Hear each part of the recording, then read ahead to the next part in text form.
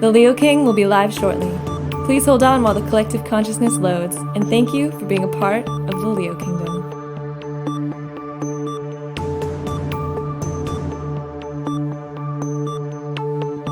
The Leo King will be live shortly. Please hold on while the collective consciousness loads, and thank you for being a part of the Leo Kingdom.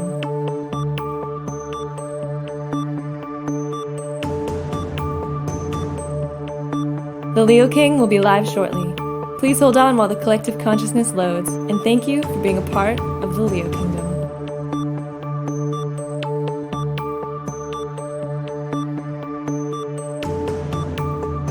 The Leo King will be live shortly. Please hold on while the collective consciousness loads, and thank you for being a part of the Leo Kingdom.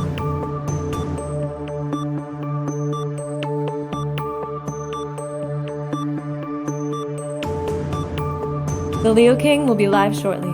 Please hold on while the collective consciousness loads, and thank you for being a part of the Leo Kingdom.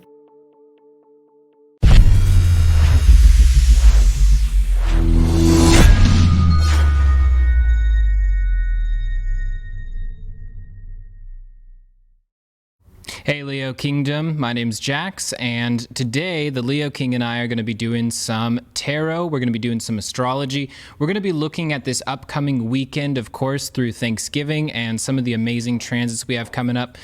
We just decided randomly to kind of jump on here live and just talk about it. This wasn't really planned. We just... Hold on, I'm going to go bring that down a little bit. Oh, okay. We're going to, because it's just us, so... We're going to be floating over, but we're going to be able to show the cards still. Yeah. I'll be right back. In the meantime, let's just take an intuitive draw and let's see kind of what the collective needs to hear right now. Now we're going to get more in depth in just a second, but let's see what's coming up for us today and tonight.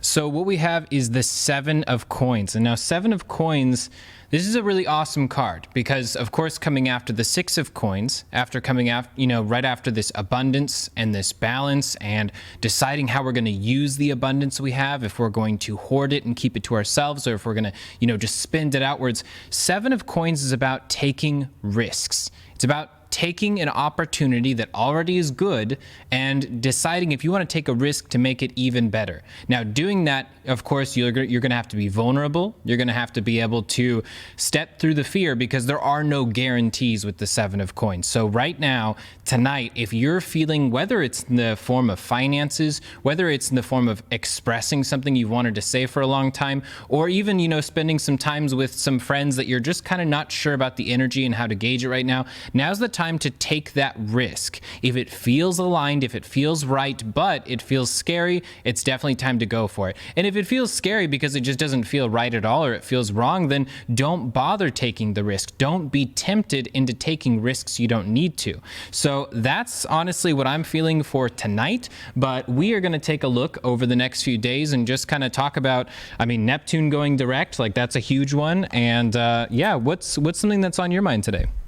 No, Neptune direct was a big one for me today. I was like, oh my gosh. It kind of was like a, I think earlier you said a shattering of illusions. And then I said, yeah, but then there's the opposite of oh my gosh, this is like, whoa, this is a wake up to something big.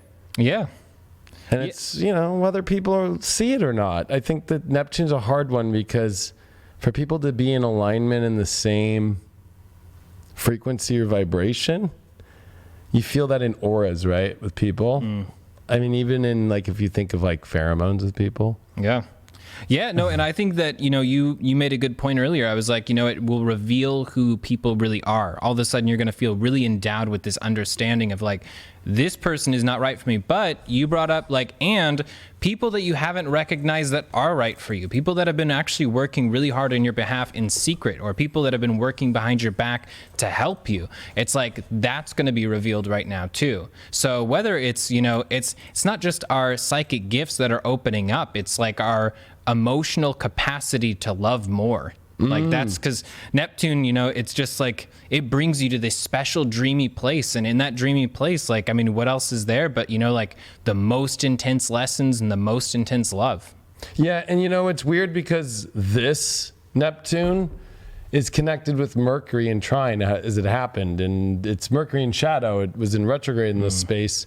And also you have to remember that the last time that Neptune had any really big aspect was when Jupiter squared it about a month and a half ago, and there was that Jupiter-Neptune square all year.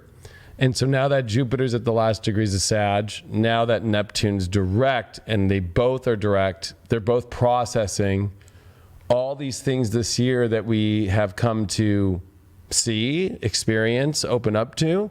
Yeah. And have to find compassion, and especially because we're just days away from Jupiter coming into Capricorn where the South Node is. And that's kind of scary in the fact where people get really opinionated, crazy, like they're just like, ah. And I think that we all need to right now find compassion, as you said, and that's the ultimate love. And we also have to remove our blocks. Jupiter and Neptune are not planets that do well with blockage. Right. When we're in a Saturn-Pluto conjunction coming up, we're in a Capricorn-Venus, we're in a Jupiter-Capricorn coming up after this Thanksgiving weekend, we're into eclipse in Capricorn, we're into so much Capricorn that's coming, and we got Mars and Scorpio trying to just like break through and penetrate through things. This is definitely not a time to put the walls up. This is a last hurrah this Thanksgiving. And it's charged with making assumptions. So like now's definitely not the time to be like making a lot of assumptions or like really rash decisions towards people. Now's the time to be like, hold on, like I'm making these assumptions. Assumptions are easy. Taking the time to actually like be patient and like really listen to someone like and let them reveal themselves for who they really are, good or bad, like that's difficult. And it's kind of time to take on some exciting but really difficult energies right now and to wield them responsibly, because the thing is, like, for me it feels like this going direct, like for a lot of people I've been talking to, sudden anger this morning, like really sudden anger, and it's not even like a bad thing. It's like this roaring beast that wants to like awaken. Yeah, exactly. It's exactly what it sounds like. And it's like, it's time to decide, like, what are you going to do with that force? Are you going to resent it, or are you going to like walk alongside it like the strength card? I love that. And I love that you bring up assumptions, because that's anytime you assume, you're an ass, right? ASS. Yep. So this is definitely a time where I think our intuition is not an assumption of something negative usually. Of course, you can use intuition to be like, there's something off here, but you're like trying to find the positive in that. But when you start going to that anger that you described or any of that darker vibe, you've moved out of intuition, and now you've moved into vibrations that really start to get off the mark. Yeah. I see that all the time in the world, right? Like, people make the biggest assumptions about things, and it's not as big. Actually, I just saw an article today on Yahoo that Justin Timberlake was in New Orleans, and he's married to Jessica Biel, and he's doing this movie with this new actress that just is kind of on the rise, and there's pictures of him holding hands with her. So everybody's like, uh-oh, he's cheating on her. But then everybody's coming out and being like, no, like it was at a party, it was for the movie, everybody was cool, he had a little to drink, but it was like they were playing around, they weren't like, and they have no, that's what they claim at least. But again, you can take a picture and just assume right away and just be like, oh, he's cheating, and and it's like, whoa. Yeah. Yeah, it's not time for that. It's not time for that. Because the thing is, intuition does sometimes warn you of something negative, but intuition does not complement like neurotic behavior patterns. And a lot of people sometimes feel that they can use the word intuition as a way of saying like, oh, this person's definitely doing this. It's like, I don't know, you theorized about that like a million times before this and they didn't do it. So maybe it's, intuition wants things to be better. Intuition wants you to join the river. It wants you to join that river of sort of the psychic flow. It doesn't want you to step out of it and accuse people. Like, I've never seen intuition do that. No, that's what I'm saying, is that intuition's looking for the higher, especially if we're talking about Neptune and Pisces especially. Yeah.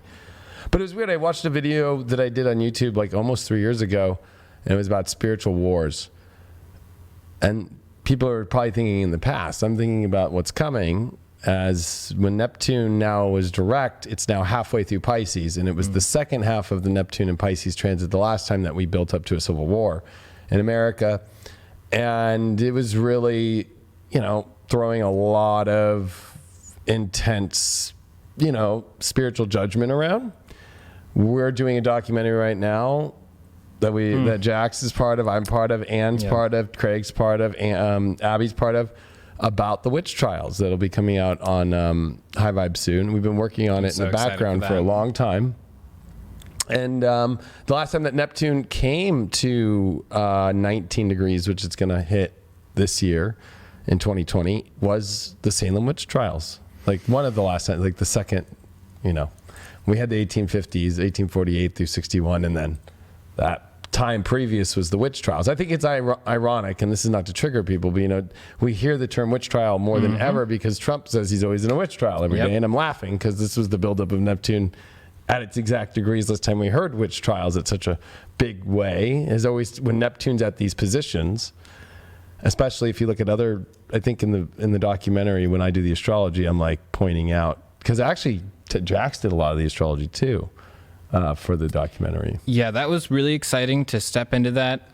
The weird thing is if you pull up the charts for that time period, you will see that not only does the energy feel like it's so distant, at the same time it's going to feel really familiar. It will feel like we're eerily kind of like stepping into some of that energy, and it will just blow your mind. Just like look at the chart, take a second, like meditate just for a minute, and like feel the energy of the chart. It's wild. And it's eerie because it's like a parallel universe. Like no way we would ever do that now. And it's like, I don't know, we might weaponize cancel culture instead of using a noose, but it looks like, essentially we can destroy people's lives digitally these days in a way that they would have only been able to use physical force before. But it doesn't mean it's less potent or less dangerous, Yeah, especially in today's world, there's way more energy. We go through more in one day energetically than somebody back then would have gone through in months, years, maybe a lifetime, right? Walking to go see somebody was like a 2-month event sometimes, and where you're traveling in a day and what you're experiencing in media, what you're experiencing on your phone, what you're experiencing just nonstop is a lot. So when you're in these moments, believe it or not, even though you think there's a lot more going on, those little things become bigger, and they compound us. Yeah. So, and especially just where we're at frequency wise on the planet, like the resonance of the earth right now, the frequency of the earth has been super high. And then you add the solar flare activity of this last decade that was intense. And you also look at the magnetic, electromagnetic field around the earth that's been weakened. And it's not like we're causing that, or maybe I always said, and I watched an old lecture of mine, that it's like, it's the training wheels coming off. A lot of people go, oh my gosh, like scientists, like this is bad for us, which radiation from the sun will kill us and it will also knock out power.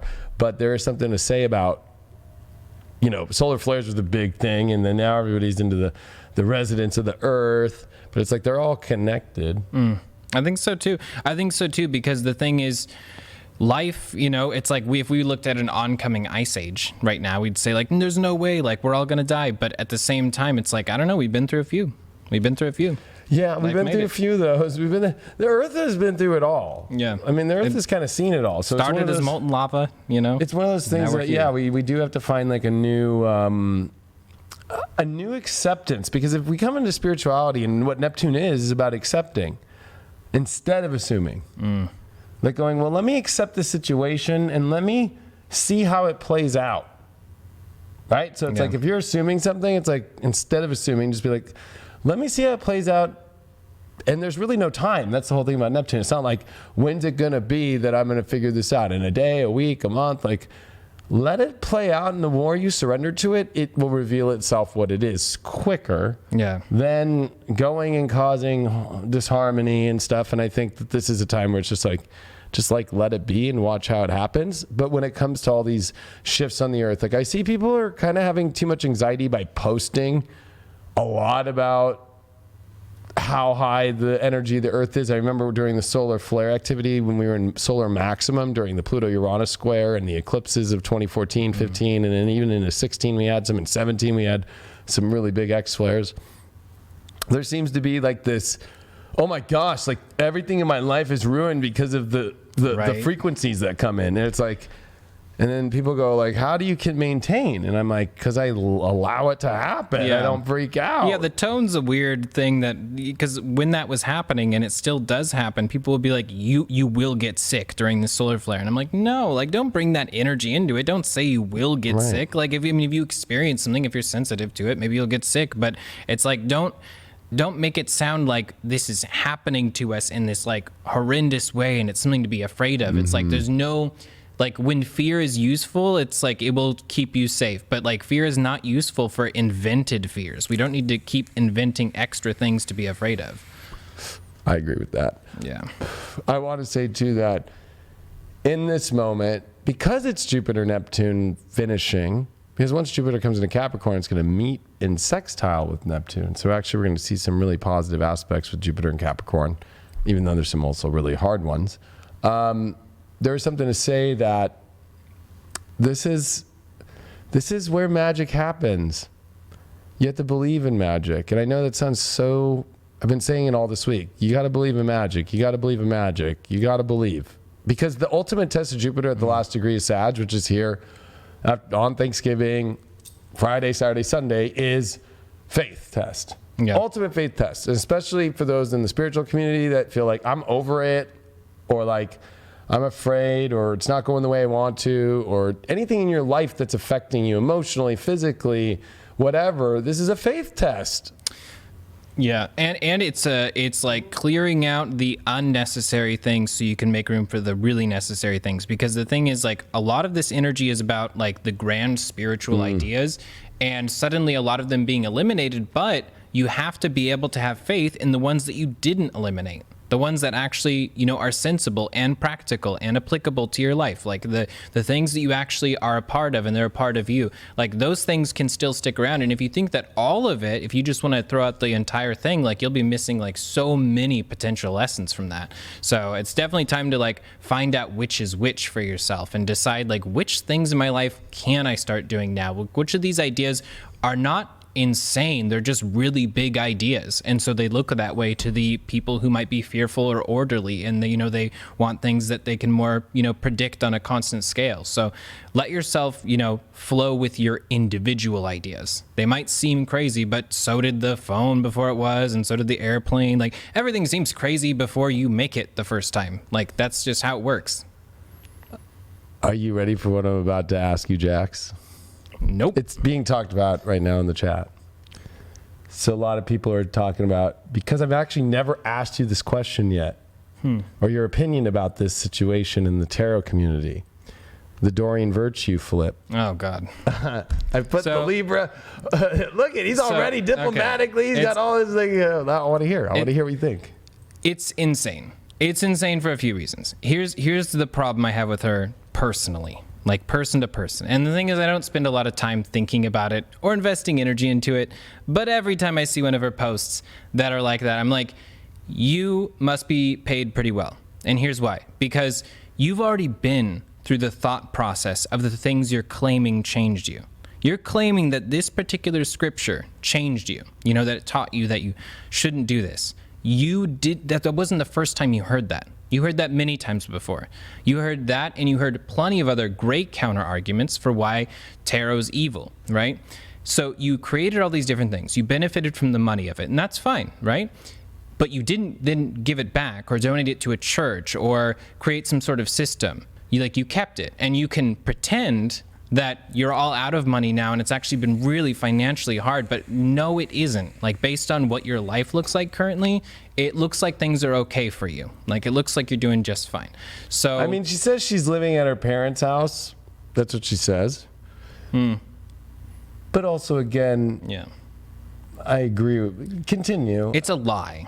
It's a lie. It's inauthentic. Like, my intuition, I personally think that she was paid very well by someone who wanted her to take on a very stringent religious point of view, because that's something that they can capitalize and benefit from. Why? Because she just gathered all these customers who personally love her, and then she can then convert a good portion of them over to that particular sect of Christianity or to whatever programs she's doing in affiliation with it. But in my opinion, it's a bold-faced lie. She didn't change at all emotionally. When I saw the video where she was announcing and talking about it, it didn't look like she was telling the truth.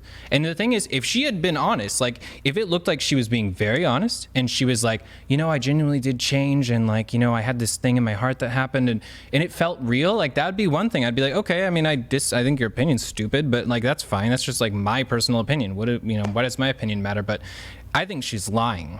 And I think it's like the weirdest scheme ever. Like it's just disgusting.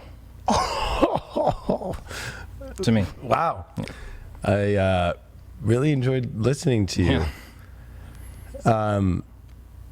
My issue with it is the witch trial. She's turned on everybody that she guided, right? Yeah. Like, to me, it's not even about the money or any of that. It's more about just the true, like you preached it. You gave everybody all this hope, and then you take it away, and then you tell them all that they're gonna go to hell. Yeah. Like, that's pretty weird. And she had a show recently where she brought an astrologer on, like maybe like 6 months ago, and the astrologer has left the astrology to be with Just Christ.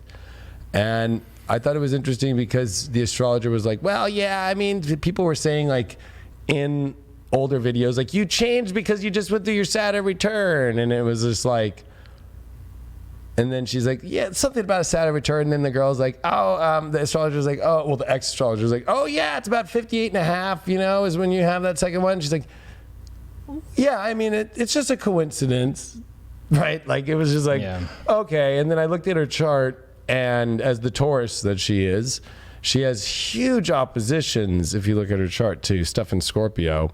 And if I remember right, she has Neptune exactly opposite her sun. And this is where Uranus has been through this transit for her. She's got even the Mars thing, and it's a guilt thing. Yeah. And it's I don't think she actually, and what was weird is even when she was doing it, I never liked any of her cards. Like I always felt like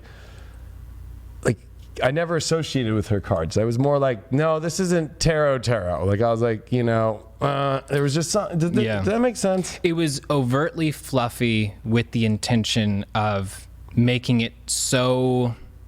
It felt like it was like turning tarot into stuffed animals. It was just weird. Like, it was remember what were those bears those bears that you can go buy? They were huge, like 10, 12, 20 years ago. There was like a shop, and everybody would like go make a bear. Build-A-Bear. Build-A-Bear. Mm-hmm. Yeah, she made Build-A-Bear tarot. She did it with unicorns and fairies and mermaids and all these different things. I mean, you gotta hand it to her. She used her imagination or Neptune, right? Yeah. But I think what I always felt off about it was that it was like only positivity and only good. Like she was afraid to like. I like tarot because it gives you the whole crayon box. Like there's a black crayon, and then there's a black gray crayon, and then there's a black gray white crayon. You know what I mean? And then there's a white crayon, and then there's a white. Like you get the whole spectrum. Yeah. Whereas in tarot, especially with reversals and stuff, none of her stuff was all about reversals. It was always about like a little saying. And one thing I like about just tarot is there's no saying. Right. Yeah, you can take the same card and have like 10,000 different meanings for it. Yeah. Like depending on what the person's going through. But it's like, and also, with not allowing any darknesses, the thing is, when you carry that fear, when you're just so afraid to like see a tarot card that says the devil, right? If you're that afraid, remember, fear is what allows evil to breed and grow. Like, Adolf Hitler didn't single-handedly kill millions of people. Like, he capitalized on a whole bunch of people's fear and made it so that they would do it for him. Like, fear. He was a Taurus, and he did switch gears with Uranus and Taurus. I did not even make that connection. That's crazy. I'm not saying Doreen Virtue's Hitler, though. That's not the suggestion here. I'm just, yeah. I mean, I haven't followed her now for a couple months, ever since she blocked me on Instagram. But she did do that. But the thing is like they've started this Christian, it's kind of like a cult thing online where they're like going after people that do it, and they're going after other church leaders who don't do scripture. But it's funny because I want to go back to the documentary before we go to this tarot reading, is that, it reminds me of, like, you actually enacted King James in the documentary. Oh, Craig. Oh, Craig did? I thought you... Yeah, no, Craig performed. It was... What did you perform then? I didn't do any of the quotes. I just did astrology, but it's possible that they were talking about having me do quotes. Got you. I was joking yesterday about how cool would it be if we could also have reenactments where I could like act and get in like full gear. Well, that's what we were talking about with Peace Dealer, actually. Yeah. But anyway, the whole thing with King James was like, this whole, I'm going to create a book that's about demons and put it out there to people. And there's something to say about, like, now it's like picking every part out of the Bible about why you shouldn't be new age. It's like not looking at the whole Bible, not looking at the positive aspects, not looking at the loving aspects, but just focusing on the dark, negative, and what you shouldn't be, and the judgment aspects very intensely. Yeah, and if you do narrow it down, that's fine. But just remember Leviticus. Don't eat lobster. Like remember all the other scriptures, and just go ahead and don't do all those other things too. Like if you're like drilling down and saying like this specific scripture says not to do something, it's like okay, just make sure you're applying that fully, right? Because like you can't just partially apply the stuff you want to apply. Otherwise, that'd be like cafeteria Christianity. That's and that's where they're going with it. It's pretty intense. Even. We don't even have to keep talking about it, but it was very hot topic in the chat, and I was like, crazy. I'm excited for the documentary. We got a lot of people in here. I was like, why not cover it? The documentary is going to be really awesome, though. It's going to be amazing. Oh, people are asking why she blocked me, because she made a video post like, if you're new age, you're going to go to hell, and then I made an Instagram story where I tagged her. And I asked my audience and I asked other people to share it around the spiritual community for all of us to send out a video to her of love, and to just say, we don't want to try and convert you back or anything, but we just want to send you love and just let you know that we're all loving people and that we're not demons, and that, I hope that you're able to accept everybody on their path as we are going to accept you in your path. And she blocked me for that. Yeah. For me, it just comes down to very simply, if I quit tarot tomorrow, like I have the right to do that, I just don't have the right to then say that everyone I've done it for is evil. Like, and everyone I've taught to do it, and everyone that has like watched me in my daily videos. Like, I could never imagine even making that leap, No, I know. And somebody was saying, I thought we weren't, this is a time for non-judgments. And I don't think we were making real judgments. Yeah. We're just answering some questions. Yeah, I'm just giving my genuine opinion. Yeah. And then somebody said, well, her birthday's not exactly Hitler's birthday. I'm like, no, like we were just saying Taurus. Yeah. Like, There's definitely not a connection between. No. But I say so. Let's go into this. What should we go into here from Thanksgiving into Sunday? So because that's last day Jupiter and Sag. Really, this is kind of a last Jupiter and Sag reading. Yeah, a farewell reading. A farewell reading. I think we should cover love and maybe money and projects or career, and then individual soul, like evolution or something. Maybe those three topics. Maybe we can do 3 readings and we could both tag team or something. Let's do it. What should we do first? Maybe soul. We'll save the best for last. Everybody wants to know love. Yeah, we'll do soul first. Soul growth. That's so funny. People would rather know about love and partnership before soul.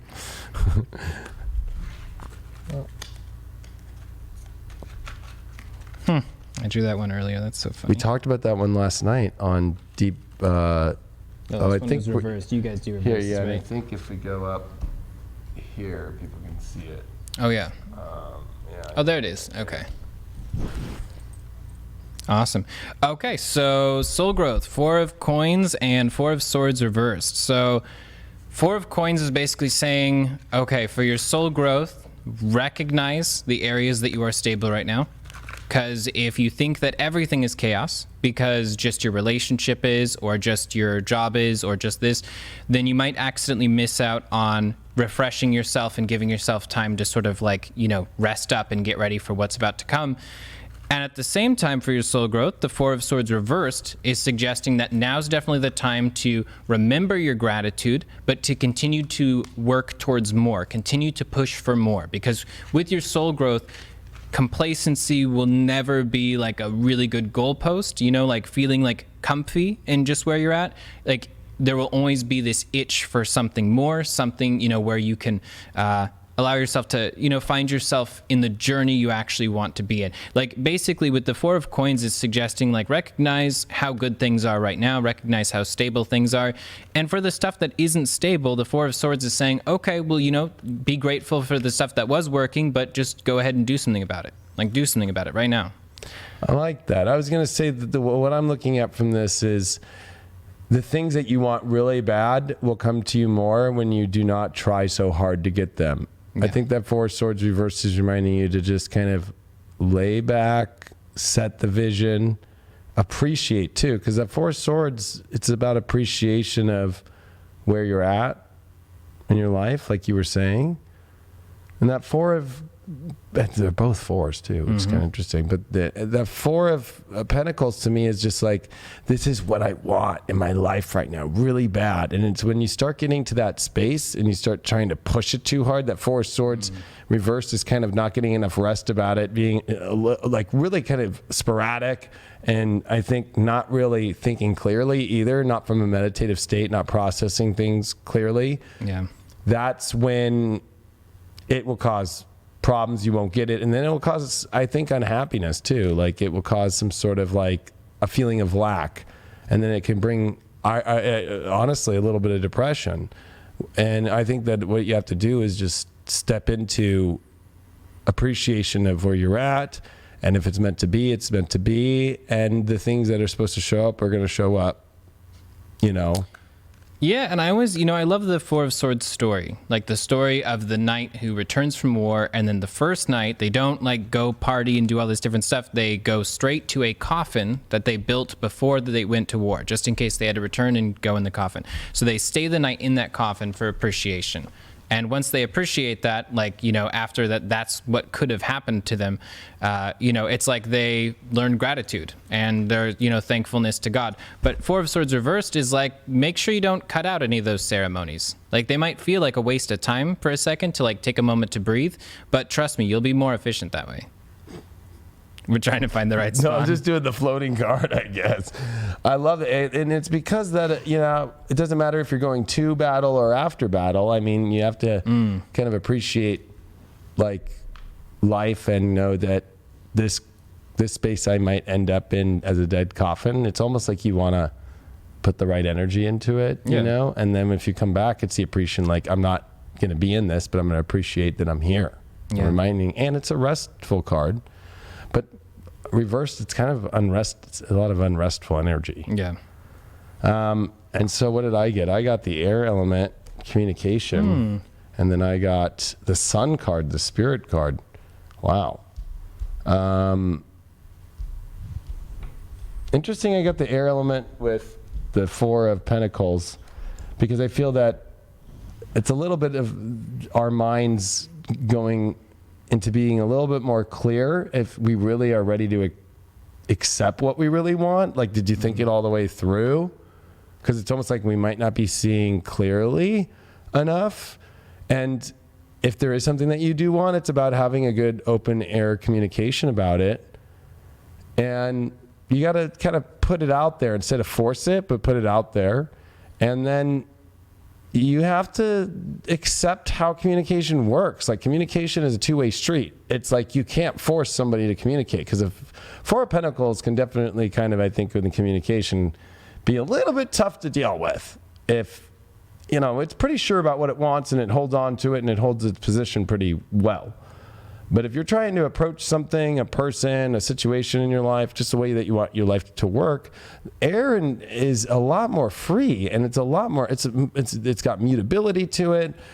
That is Gemini. It's got cardinal, which is definitely much more this. It's just a different vibe than the Four of Pentacles, because whenever you get into like fixed air, right? So it's like you get into Aquarius, it's revolutionary. It's like seeing that there's other things in the future. When you get to cardinal air, Libra, you got to find that balance. You got to find that harmony. And then when you get to that mutability of Gemini, you've got to be flexible. And so there's a lot about flexibility in all those three air signs. Yeah, and I would say also, make sure not to assume, back to assumptions, make sure not to assume that people will never understand you. Because sometimes we have this idea that like the thing that we're presenting, the idea that we're positioning is like so out there, or so bizarre that no one will ever understand it. But I mean, I can't imagine Marilyn Manson thought like too many people would ever understand him until millions of people did, like the ideas that we might be withholding right now, like no matter how crazy they seem, you'd be surprised at how many people are going to be able to step into that exact same vibration. And if you're withholding the sun, if you're withholding the thing that means most to you because you think you're protecting your reputation, you're really avoiding ever creating a reputation for yourself by doing that. Yeah, I like that. Because I think with the sun and the spirit connected with that Four of Swords, and my view too, is we are more aligned when we are not in an unrestful place about things. When we are truly in a place where we are, because the Four of Pentacles actually I think is offering the Four of Swords advice. Like it's kind of saying like, find some stability. You don't need to be unrestful, and you don't need to try so hard. Look at what you already have. And take and it will kind of all come in the way you want to. And with the sun and the spirit card being in alignment with that Four of Swords, those are two very spiritual cards anyway. That Four of Swords is like the only, I would say, one of the only sword cards that gets a break from the mind.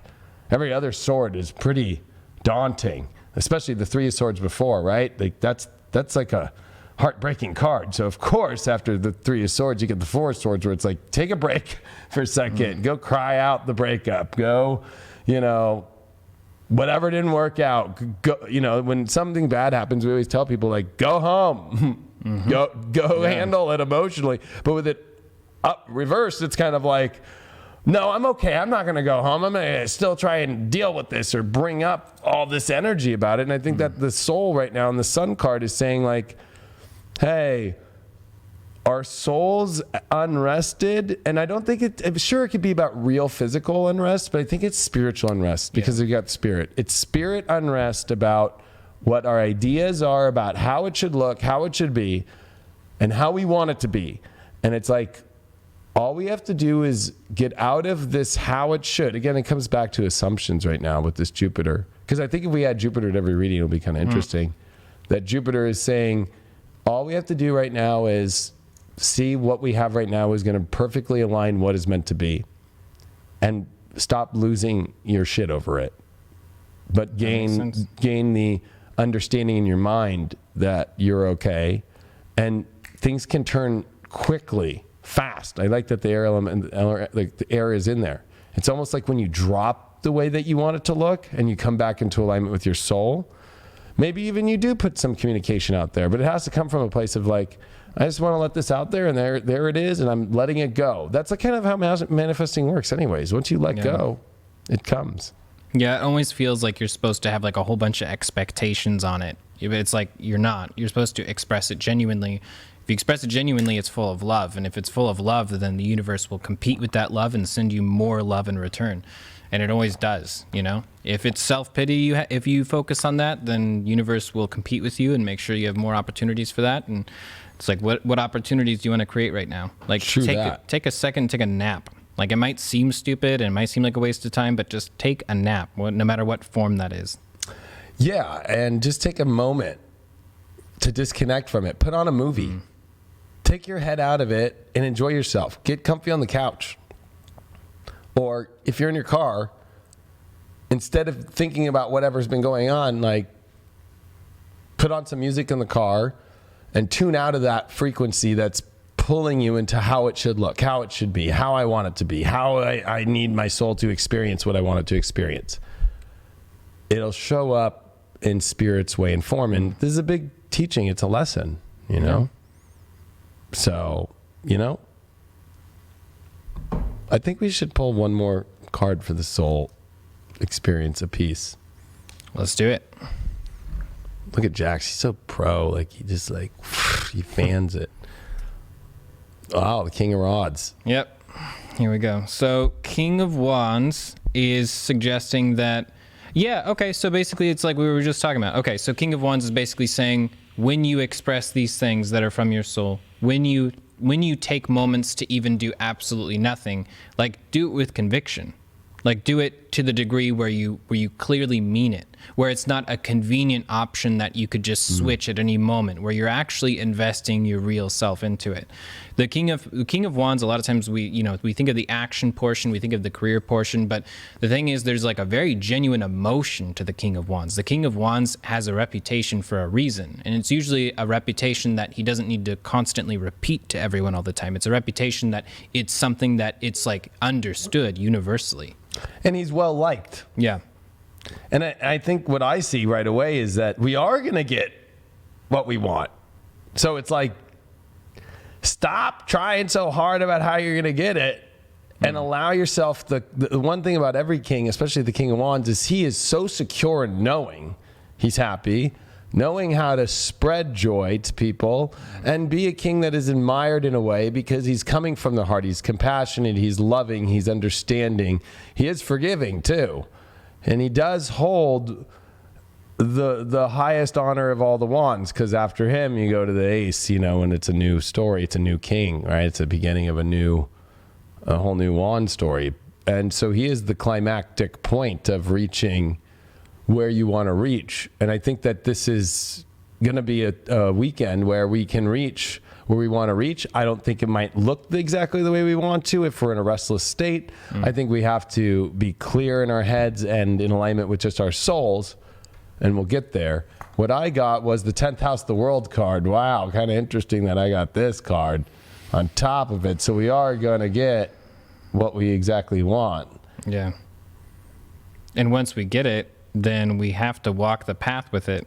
It might feel like this is a time to like suddenly waltz away because it just might be too much. Like it might be just too good. But it's like, you know, you're investing yourself in it because it's real. Like that's the whole reason you went for it in the first place. That's why you were drawn to it. It's the real thing. It's your real thing that might be able to last forever if you let it. Yeah, and what's interesting about this Black Moon astrology deck is that the world is not the same as the world in like major arcana of tarot. There's something to say about the 10th house and it being like this all has to align right now in your soul with your reputation, the kind of road that you want to be seen in the world as, because that's what the 10th house rules is reputation. And you want to be seen as a King of Wands, even if you're feminine, right? There's this aspect of being well liked, being in alignment with what feels right in your heart, and also knowing that this is about reaching a higher point in your life. So if you're going to hold on to something, that Four of Pentacles, it better be in alignment with the best, highest good for where you're going in the world. And I think that that's what this is trying to say. And you can kind of do a fun thing too, where you can kind of like mix, you can kind of cross it. So you can put the air with right. The Four of Swords. Yeah. Like communication, if it's from an unrestful place or it's from a place of scattered energy, is not going to be good. If the sun is in alignment with knowing your worth, your value, and what is worthy of it, and secure in that, you'll be okay. I think that these two are really, I think that's the issue that I see here. But I see a lot of power from that direction. And I see the knot. And then you could also throw the King of Wands. You're like the shrubbery and his wand connected to the green in the 10th house. Exactly. Yeah. There's a lot of, there is going to be what we want to evolve into showing up fast. And I think that with Jupiter on top, you have to believe. So this is like, Believing it will come through even when it might not look like it from your restless state of your mind. Yeah, that's what it feels like. Yeah. It's like if you want a king's destiny, you just have to behave like a king. Yeah. Interesting. So, I think we're going to do career, projects, money next. Career, projects, money. Let's take a look.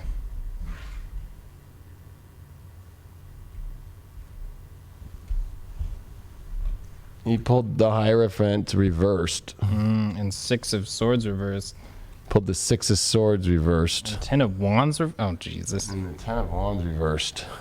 And I need to pull one more person. 10 of Coins as well. Upright. Yeah. Yeah, you can move those over. I don't know why I pulled 4 cards. That's fine. I love that we're just going with the flow. Yeah, we're just... So, Hierophant reversed for career and money. I think make sure not to carry people on your back if they're not willing to carry you back once you get tired. So with the Hierophant in regards to projects specifically, like if you're doing a project, even if it's like, it was like, you remember school projects where there'd be the one person that was super invested and the other person that didn't do much. We can't be in those kinds of projects with our adult life, with our financial life. Like we can't have people who are like, oh yeah, thanks. And then like, oh, I'm going to do absolutely nothing. Like, I appreciate what you helped me with, but like, you know, the Hierophant reversed is basically saying like, make sure that you are creating balance because it's not going to be created for you. Make sure that you understand that the traditional way might seem a little bit cold and like over the top, but actually the traditional way sometimes is the way that, you know, kept business going and kept them afloat. Like, you know, sometimes it looks like business itself is just so cold. But in reality, by following the traditions, like you can actually have like an honest business with like honest profit, honest growth, and things can be a lot better for you. And then as far as career path, I mean, if you have a tyrannical boss or something like that, or you have someone that's clearly like going way over the top, like screw tradition and just leave. You know, like leave and find your own system, because this Hierophant character doesn't feel like it's like a changing energy. It's not like dynamic right now. This is very much like solid and in place. As far as this, do you want to comment on that one? No, please go. Okay. 6 of Swords reversed is about also direction in career path. So with 6 of Swords upright, you know, we experience knowing like just this intuitive and intellectual knowing of something like, okay, this path, this one will take me to victory.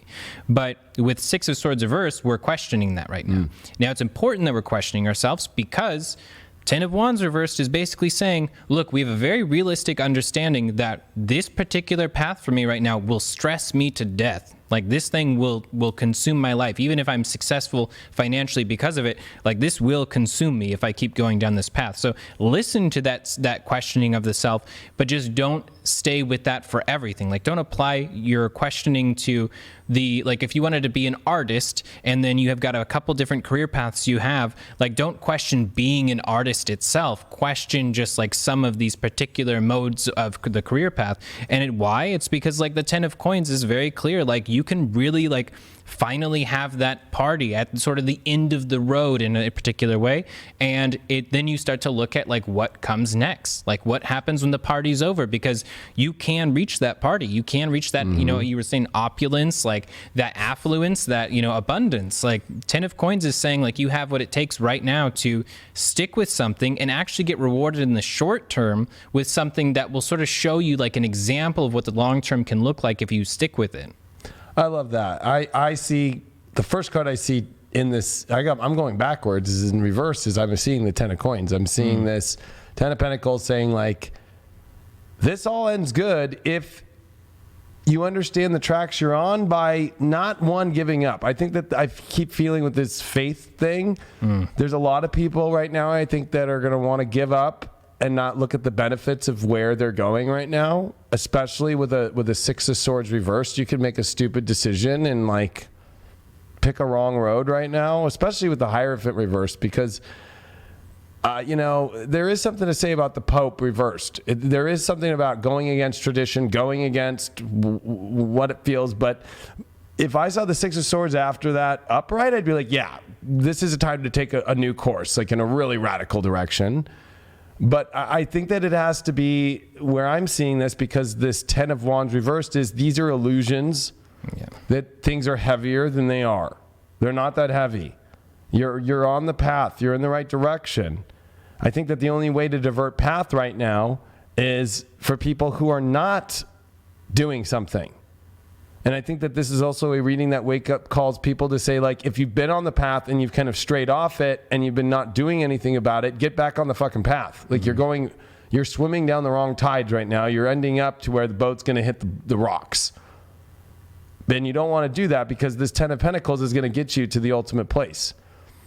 So I feel like for those that are just kind of searching out there right now, don't know and aren't in work and aren't making money or aren't doing that, like, there's something to say about, like, maybe you're trying to be too much of a rebel. Maybe you're trying to be too much of, hey, I'm going to go my own direction. I believe I can have it that way. But it's like, there is something to say about, like, you know, you're putting on unneeded weight of waiting, unneeded weight of kind of like, I don't need anybody at all. Where the 10 of Pentacles is where everybody does come together anyway. So it's like, this is a time where people can make really weird and rash decisions off their career life without thinking it through all the way, by also questioning their beliefs about what they're doing. And, you know, almost like that I know better than a higher realm or source to go on that place. And I think that this is a check on if you're in alignment right now. It will feel heavy, but it's not as heavy if you realign with understanding that you're on the path, stay on the path, and it's going to get easier because you're arriving to an amazing destination here. Yeah, and it's like, you know, prioritize honesty over, you know, the attempt at calculated strategy. I'm going all Jax. Here we go. So for the Pope, the Hierophant reversed, I guess we'll do reversals for God's sakes. Mars force reverse. Mars reverse on the Hierophant. For the 6 of Swords reversed, I got the Grand Cross, the Provoker. Oh, see, I'm feeling this energy. Really intuitively about this kind of rebellious, I know better energy. For the 10 of Wands reversed, solar eclipse, revolution. And for the 10 of Pentacles, Mercury retrograde, reinvention. I think, again, having the Pope reversed and Mars reversed, and it's force reversed.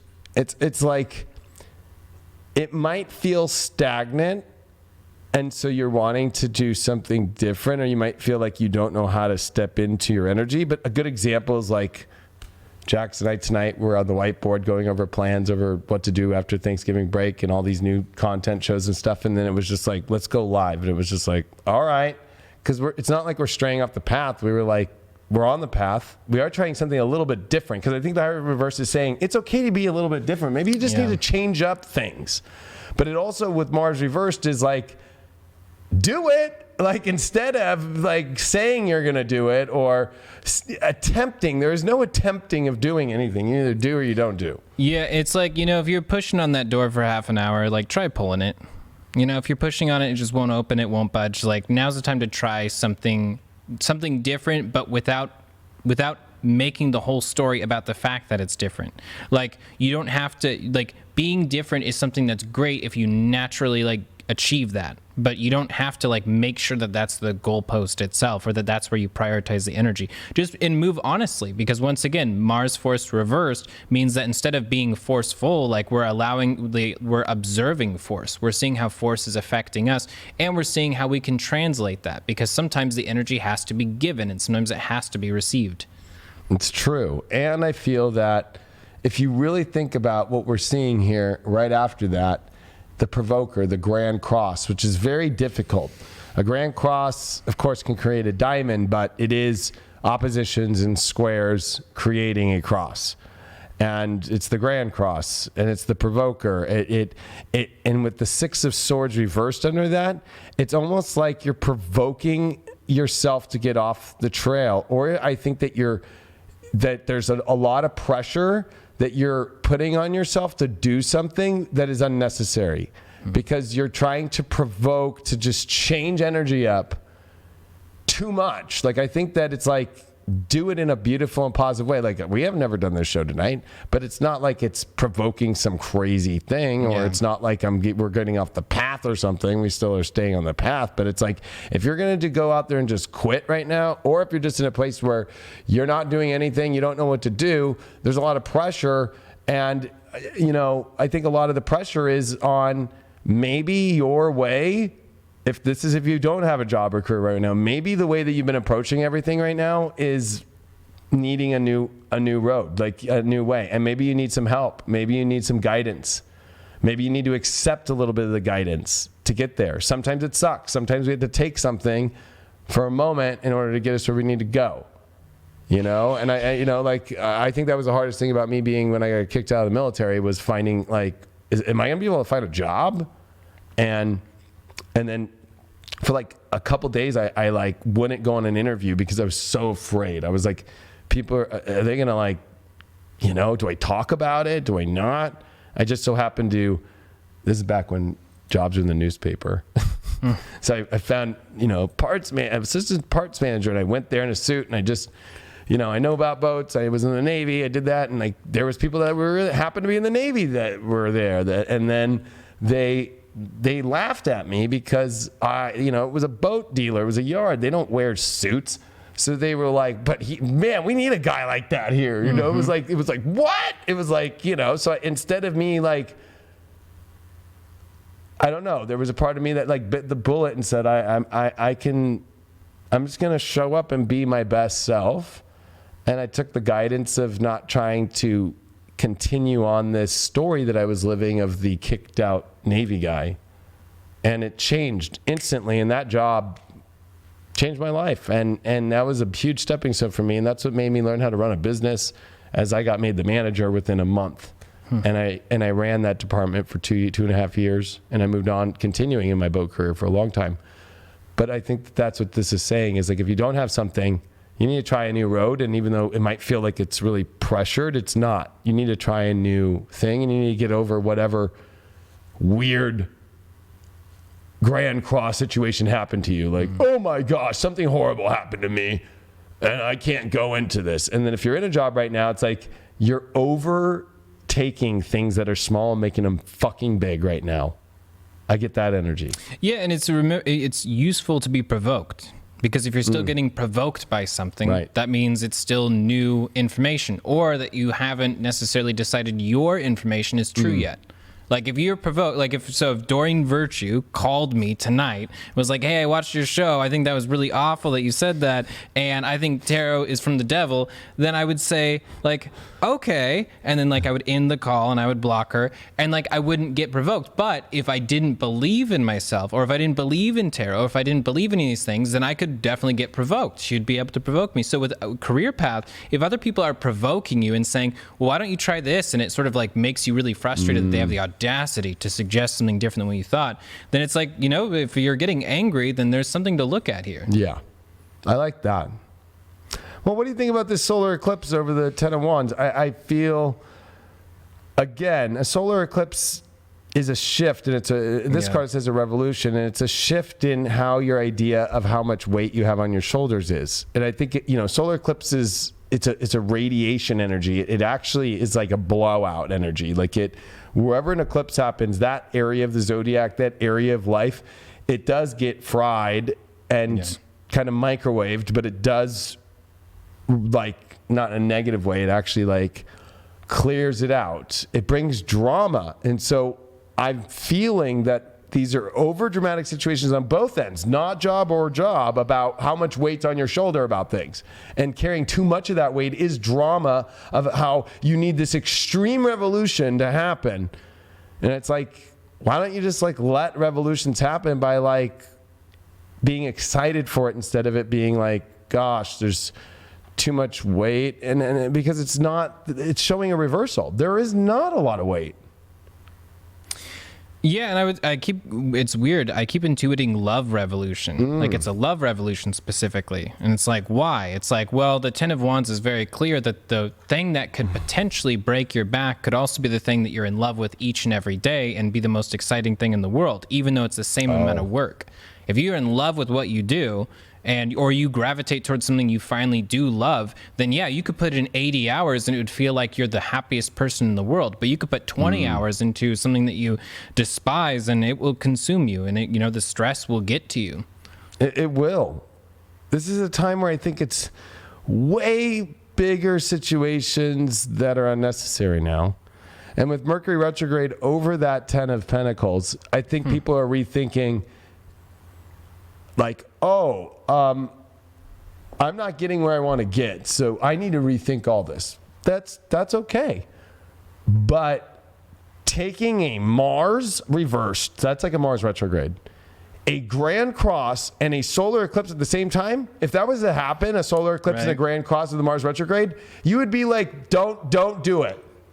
Yeah. Does that make sense? Like, you'd be like, don't do that crazy fucking route. Don't take me. Don't make your. And again, with the soul, that reading we did before, it's saying like, don't start because you're unrestful about all this shit and like start doing something crazy right now to try and like reinvent in a major crazy way or destroy. This is a lot of destruction energy, especially, and it would be during a Mercury retrograde.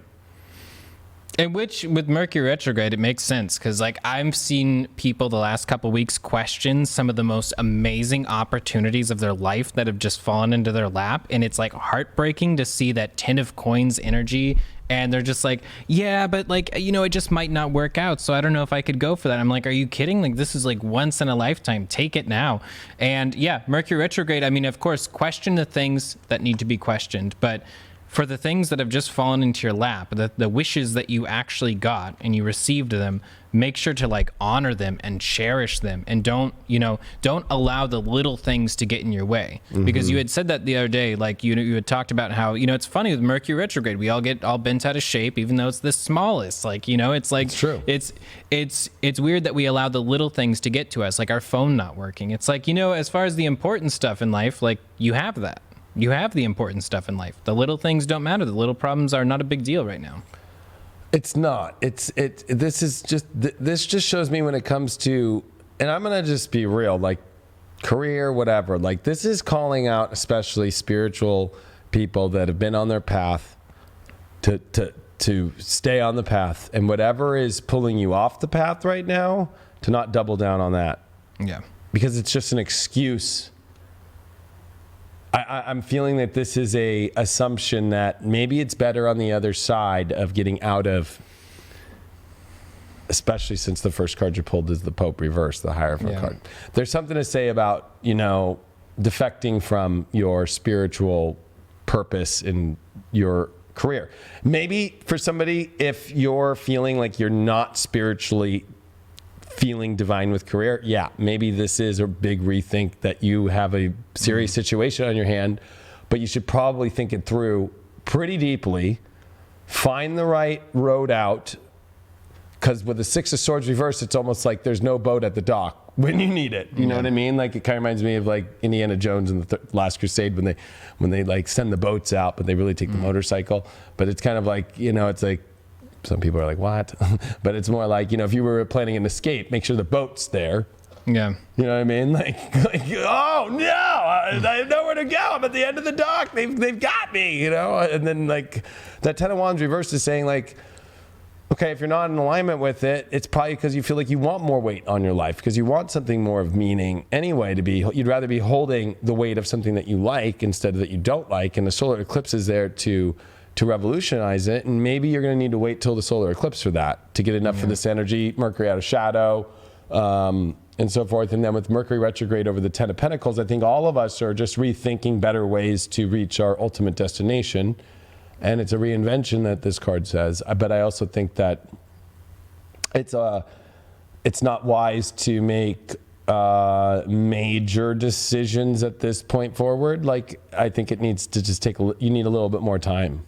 Yeah, and with that Ten of Wands, going off of that, you know, it's like, don't suffer just because you kind of like the idea of how that might look to other people. Like, don't stress yourself out for, you know, for a living so that you can be like, oh, I'm so busy with all the work that I'm doing right now. Like, you know, I've got all these things going on. Like, don't do that for the sake of how it will appear, because that revolution wants something completely different. I think there's a lot of that to avoid something, right? You know what I mean? And if that's your story, you know. Anyway, let's move on to love now. Or unless you want... I just started. No, pick... you already started with love? I just started. That's so funny. I got Ace of Pentacles and Four of Pentacles before we even went live. And now I have Ace of Pentacles and King of Cups reversed. Oh, yeah, this is perfect for love. This is perfect. I'm just going to pick now, too. I pulled Uranus retrograde. But I think, or reverse, I think we're going to just go with Uranus. Like, we're not going on this one.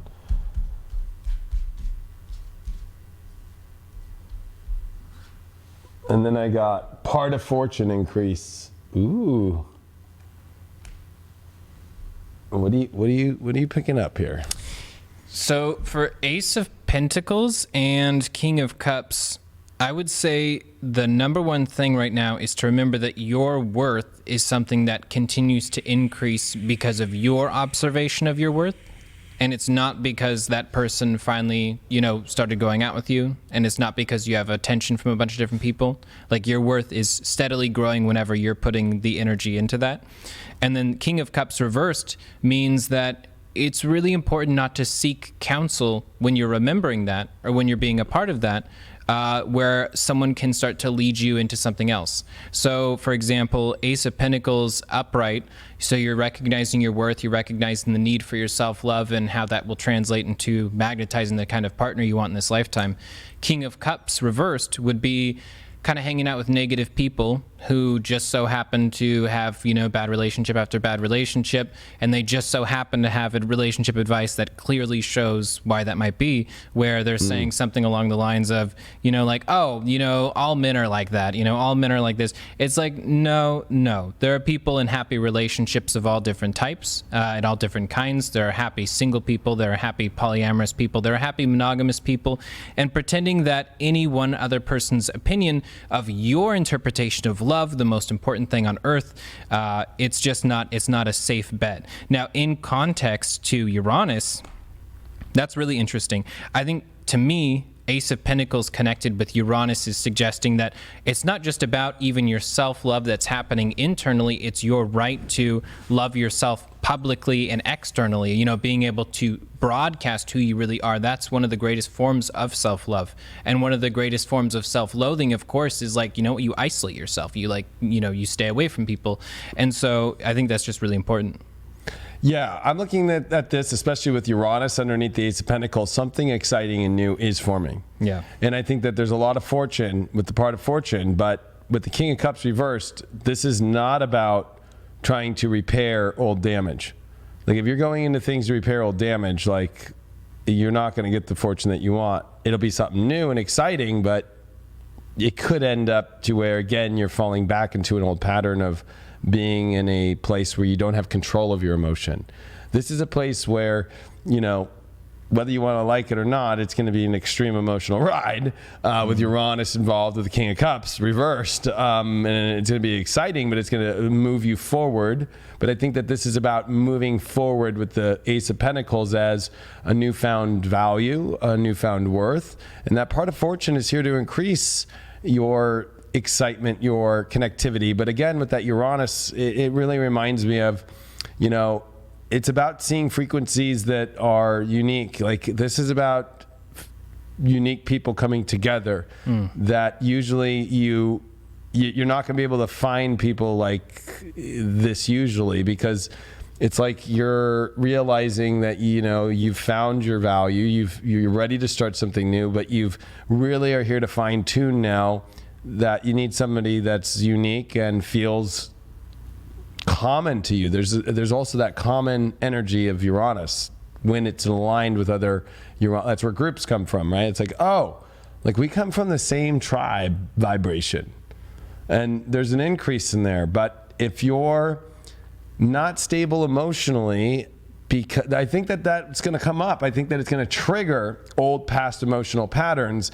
and it's about Uranus trying to break you free of them by being like, look, this is not the same situation. This is not a same situation. And all you have to do is be like, this is all different, and not bringing your triggers emotionally, not bringing your insecurities emotionally into this.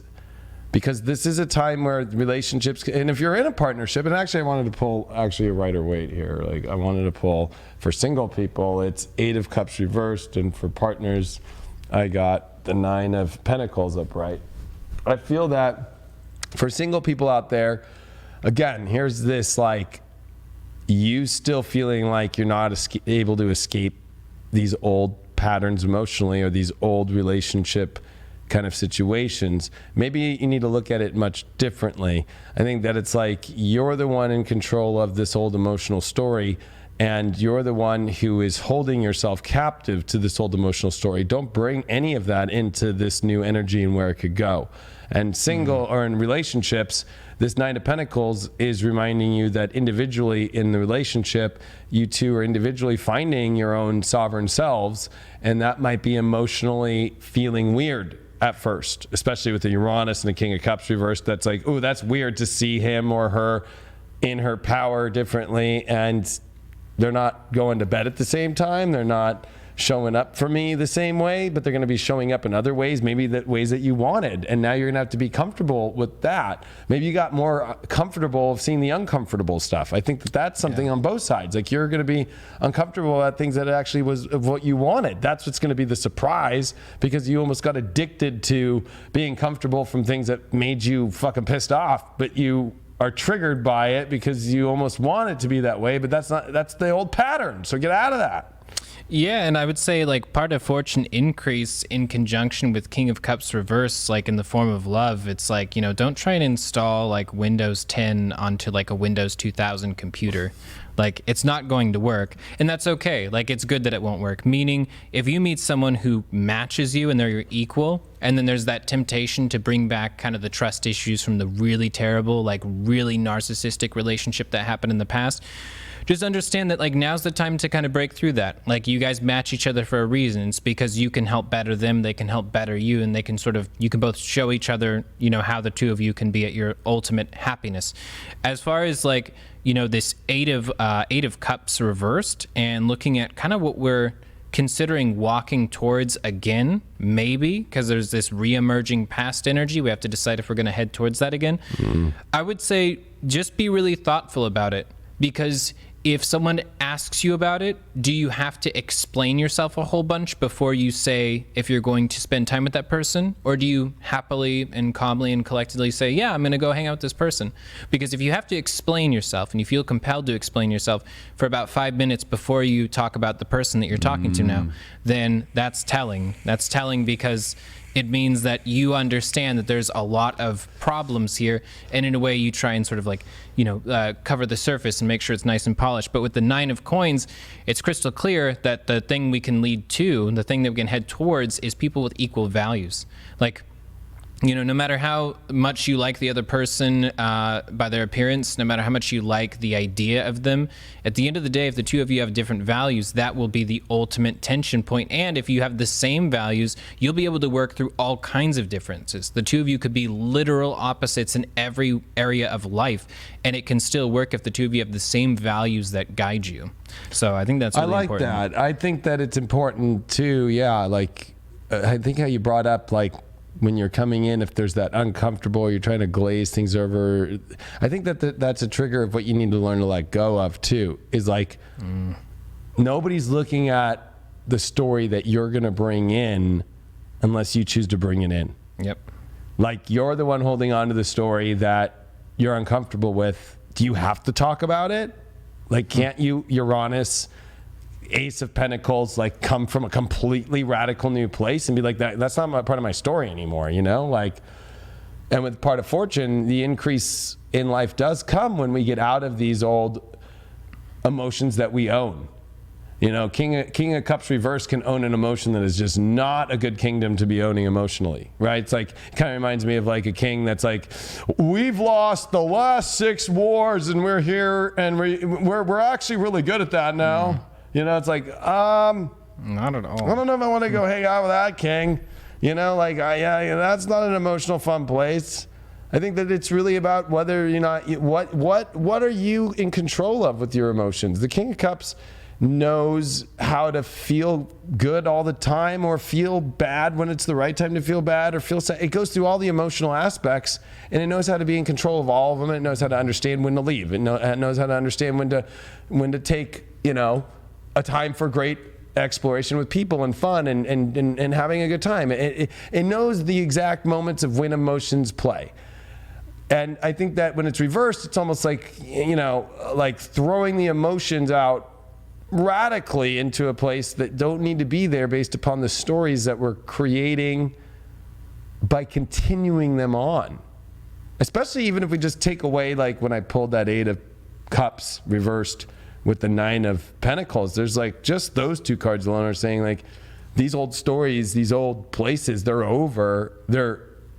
Like, do not bring them in. Like a good example, if you're trying to be like on a dating app or you're meeting somebody new, it's like, do you have to lead with the story like that you've been leading with? Maybe it's about rewriting that little paragraph.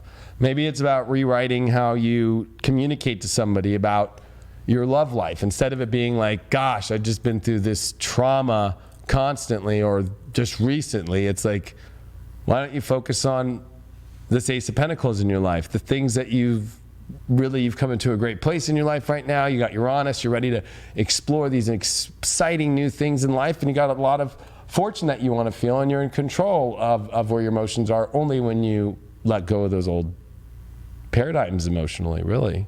Yeah, and being where you want to be and experiencing the fortune of that. Like, you know, like if you don't want to go on a dating app to meet people because you're someone who likes to meet people in person, then do that. Like, don't go against what it is you actually believe just so you can kind of meet that objective. Maybe it's like, if it's not for you, it's not for you. It's not right or wrong. It's just what it is you need. Because the thing is, like, you, 9 of Coins, you want someone with the same values. So it might be someone that you end up meeting in person who also hates dating apps, you know, who also feels the same way. Or, you know, conversely, it could just be that the 2 of you step out of your comfort zone, you try something that normally might be uncomfortable, and then finding out if you want to keep doing it because, you know, you're actually excited about it, or, you know, if you're facing fear and sort of stepping into areas that you're not really compatible with. I just think that compatibility is everything. Like, it's like right now, it's like really like pay attention to who we're allowing in our life, and treat friendships like the relationships too. Like, treat your friendships seriously right now. Like, really make sure that if people are not walking alongside you, if they're not like proud with you or proud of you, and you can't be proud of them, or there's that weird block there, it's one-sided, like, now's not the time to be carrying anything lopsided. Like, the transits we're moving through right now feel so clean cut and so sudden and powerful that it's like, if you're carrying a bunch of weird objects through like a very narrow doorway, it's like you won't fit. Like, you'll be trapped behind it. Yeah, I kind of want to pick like what to look for in a partner. And it's the 2 of Pentacles upright, and then I want to pick, and then you pick one too. And I got Fire, Desire. Ooh. Fire, Desire. 7 of Coins, which you started with for the today's and tonight's reading. Weird. Oh. You did pull a 9 of Wands though. I know, that's funny. 9th house. Oh my God, more fire. Yep. 9th house, faith.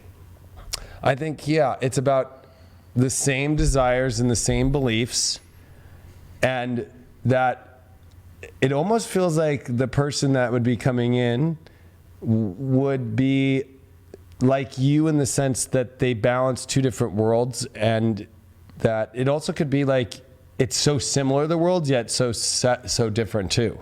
Like, there's such a similarity, but there's also like a different way of expressing them and how they come together. And with the 7 of Pentacles, there has to be some sort of goal that's coming together for a purpose to do something. There needs to be something to do with the relationship, not just for just sitting on the couch and having romantic dinners and stuff like that. Like there has to be a purpose behind it all.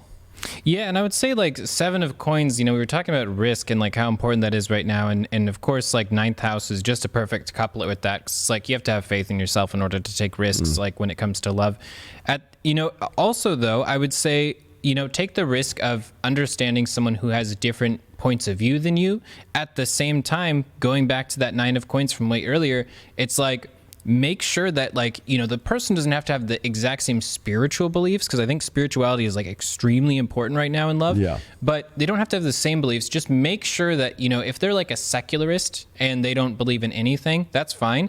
It's just like, if there's someone who's trash talking the fact that you have spiritual beliefs all the time, then that will eventually come to a head. Yes. You'll either pretend that you don't believe anymore, or you'll just sort of be in this begrudging, weird, resentful place with the person eventually. So now's the time to just, find people in your life who are able to say, even if they don't exactly believe that they totally respect that, and they understand that they're also an imperfect human being who doesn't have all the answers, who doesn't have a direct, phone to, some sort of God or something like that, who can write down the exact steps of what to do. Like, just making sure that the people spiritually that we're bringing into our romantic life are able to just meet us where we're at.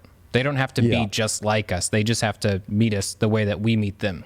Yeah, and I think that's why the 7 of Pentacles is there, though, because if you were to go dig a trench with somebody to go build some beautiful new pipeline for love, and the beliefs about the pipeline were completely off, and the desire wasn't there between both people, because with fire element and desire, like it's got to be some pretty big passion there too. And I think that with those two different worlds of the balancing out, it's like the desire of the two different worlds will come together, and having some sort of a similar understanding and faith. Of course, we never are exactly on the same faiths, but being open too. The 9th house is about being open and looking at future, looking at optimism of creating something great, because the 7 of Pentacles, you can do something, but there's always a question of whether or not those leaves are worthy of something or not. Like, you can go rake leaves, but I always use the analogy of the 7 of Pentacles is like, you can go rake leaves at the house that you just sold. Are you doing that to, like, is it worth your time to do that? Or if the house is already sold and those leaves are there, and they're going to go clean it up anyways? Because what does people do when they buy a new house? They go in and like, I'm going to redo the backyard the way I want to. You're just like kind of wasting your time. This isn't about doing things that are here to waste your time. These are about, relationships that are actually going to do something, that have meaning behind them, that have a common theme, that have a common goal to attain. And I keep picking the Uranus Ace of Pentacles thing out that we had. It almost feels like it's, people from the same tribe, but also from another realm. There's something to say about, like maybe you came from another realm to finally come together now. It's like finally the pieces have come together for you two to come together. And that Ace of Pentacles is saying to form something new. And I wanted to pick also... one thing, before we pick one more, the 2 of Coins and fire element connection. The 2 of Coins, to me, it's like a reminder when it's connected to fire, like fire is an animal that can only can only eat when it's climbing upwards. Like if you look at the architecture of building a fire and you sort of stack it up like that, the fire gets greatest when it's able to climb upwards. If you take even a match and you hold it upside down, that's where the fire can grow the heaviest. If you hold it right side up, then it eventually will burn out, or to the side it'll burn out. 2 of Coins means, in conjunction to that, like in a relationship, if one of you is going to be like the breadwinner, or one of you is going to be like the one who handles this whole part of it, make sure that both of you are fully ready and fully agree communication wise that that's exactly how it's going to be, and that you're very serious about that. Because the 2 of Coins saying that one person's going to be the breadwinner and the other person's like kind of in the support role, like they're kind of in, kind of out, not feeling it sometimes, it will be, an imbalanced dynamic. And it's okay if both people are doing a little bit of everything, but just make sure that that's understood, because the fire... the roles are understood. But I think that the desire, the fire element, is a harmonious understanding of the roles. Yeah. If it's like where you're having to feel guilty about, like, I really don't want to take on that role, that's not good. That's not the life you want. It's not the life you want, yeah. I wanted to also just pick for kind of a sign of what not to go towards. We'll both pick. You can both pick one. Like, yeah. And I got Knight of Cups, and you got Knight of Rods. Weird. And then I got Libra Balance with my Knight of Cups reversed. What did you get?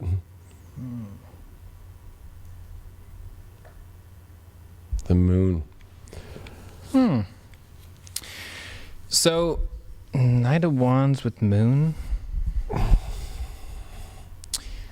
I think it's important to make sure that if you're not in love with what someone does for a living, or if you're not in love with the lifestyle, the kind of like lifestyle design that they're setting up for themselves, that love won't necessarily always be enough to win out. So as far as what to stay away from, I would say if you're looking at someone who has a very like explosive career path, but you're someone whose ultimate vision would be living in a cabin by the river, then maybe that person is not the one to gravitate towards. If someone's like on the soul level doesn't want that, if they want a mansion and you want like a little cottage, then the two of you will have some serious trouble like long term. But the thing is, that's the really difficult part about love is like in the short term, you can still be okay with the fact neither of you have the cottage and neither of you have the mansion. So like it's not a big deal. But eventually the day will come when one of you has to choose like what you're going to do. So I would say stay away from people who you can't really give your genuine connection to because you know deep down that someday you're going to hit a crossroad and you won't be able to necessarily, manipulate them into changing their mind or convincing them over time or showing them ways. Like they might really want a mansion. That might mean something to them. They might want a castle. They might want a cottage. Like if they want that, if that's like their soul connection, then it's locked in. Or unhappiness will be if they don't get it. Yeah, and I got Knight of Cups reversed with the Libra Balance card. I feel like because we got desires, what to look for, there is something to say. Even though Knight of Rods is full of desire, it's almost like somebody who's way too emotionally overtly pushy. Like, right? Like, so it's like if somebody's just like, and especially because it's Moon deals with subconscious and the soul. Like there's something to say about it's like trying to conquer you. If it feels like it's trying to conquer you, and with the Knight of Cups reversed, if somebody is trying to do that, yet at the same time it's kind of like passive aggressive, because that's what I'm feeling is passive aggressive energy. Is because that Knight of Cups is very like unsure of how to move forward. And honestly, it's like it thinks that a relationship balance is through almost like cutting the emotions off in a weird way, like not having emotions or protecting emotions too much. Like I feel like if somebody's got way too many emotions they're trying to protect to find the perfect relationship, it's like they're not allowing anything in, because you can look at it as both ways. Like Nine of Rods is trying to come in and Knight of Cups is like, hold on, I'm not emotionally prepared. And then with the Moon and the Libra card, there's something to say about somebody who's unsure about what they really are doing. Like maybe they're putting on the front, the first that you pulled right in the front, we have this in the front, like they're putting on the front that they're emotionally ready, but actually underneath they're not. And they actually want like a really weird emotional protective way to feel comfortable in a relationship. It's like, that's never going to work. Like love does not come when you start getting all weird emotionally and protecting yourself from feeling fully. Yeah. Like, and I think when it's like, I'm looking at this differently. I think when it comes to conquering, I think that it's like the Knight of Rods is like the old teeny bopper love, like mentality, because we did get so much passion and desire, but with the ninth house of like an open understanding of like, I don't know how it's going to work, but I'm willing to look at it. So that's what you want to look for, instead of I will only do it if it's like this way only. My soul can only let somebody in this way. I can only love this way, because there's something about that Knight of Cups reversed with the Libra. It's like, I'm not willing to budge, and I'm going to be, there's judgment. If you're getting judged, especially from an uncomfortable place, that's also not a good thing either. I think that judgment of the soul, and it's coming from somebody who's wounded emotionally, who is also at the same time like trying to play off like they're ready, but they're really not ready. Like, that's when you know, like, run away. Yeah, and also, like, you know, it's so great when people are charming, but, you know, if they are wielding charm, and if they're using guilt trips, for instance, like, let's just say when you first meet them, they're aiming them at other people, but, like, there's always some guilt trip, there's always some passive-aggressive behavior, like, they know not to aim it at you at first. You know, it's like they sort of wait for that. But just make sure that if you're detecting any of that, that you like run away in the opposite direction as fast as possible. Also, like, just emotion games in general. You know, like the Knight of, I'm going to call it retrograde. Knight of Cups retrograde in Libra. I'm going to start doing that instead of reverses. I'm going to start calling them retrogrades now. I think I like the feeling of that. Yeah, Knight of Cups retrograde in Libra means that it's definitely important to make sure that communication isn't being used also as a weapon, in the sense of doubling down on expectations long before the two of you know each other. Like, if the two of you are like, if you're you know, approaching someone and they clearly are thinking about like marriage already, and it's like, you know, maybe the third or fourth time you've talked, then like that's something, you know, definitely to steer away from. And it sounds silly, it sounds crazy, but it does happen a lot. It happens a lot. Like, I talk to a lot. I mean, it's like our demographic, like 85%, you know, like women who are, you know, looking for love and different things. And I've had like a lot of calls that are about like very much like, you know, this person, even outside of the twin flame thing, even way outside of that, people just superimposing the vision of their marriage like onto whoever this person is, making sure not to objectify people and using their emotions as a way to get that object, you know, using their emotions as a thumbscrew to like manipulate them. That's where I think the fire in the 9th house of what to look for is being open. Like, who knows how this is going to go, but it's going to be exciting. It's going to be fun, and let's find it together. And find our roles by the adventure and the quest, and balancing those roles out over time, because it is a pentacle. It is going to take some time of juggling.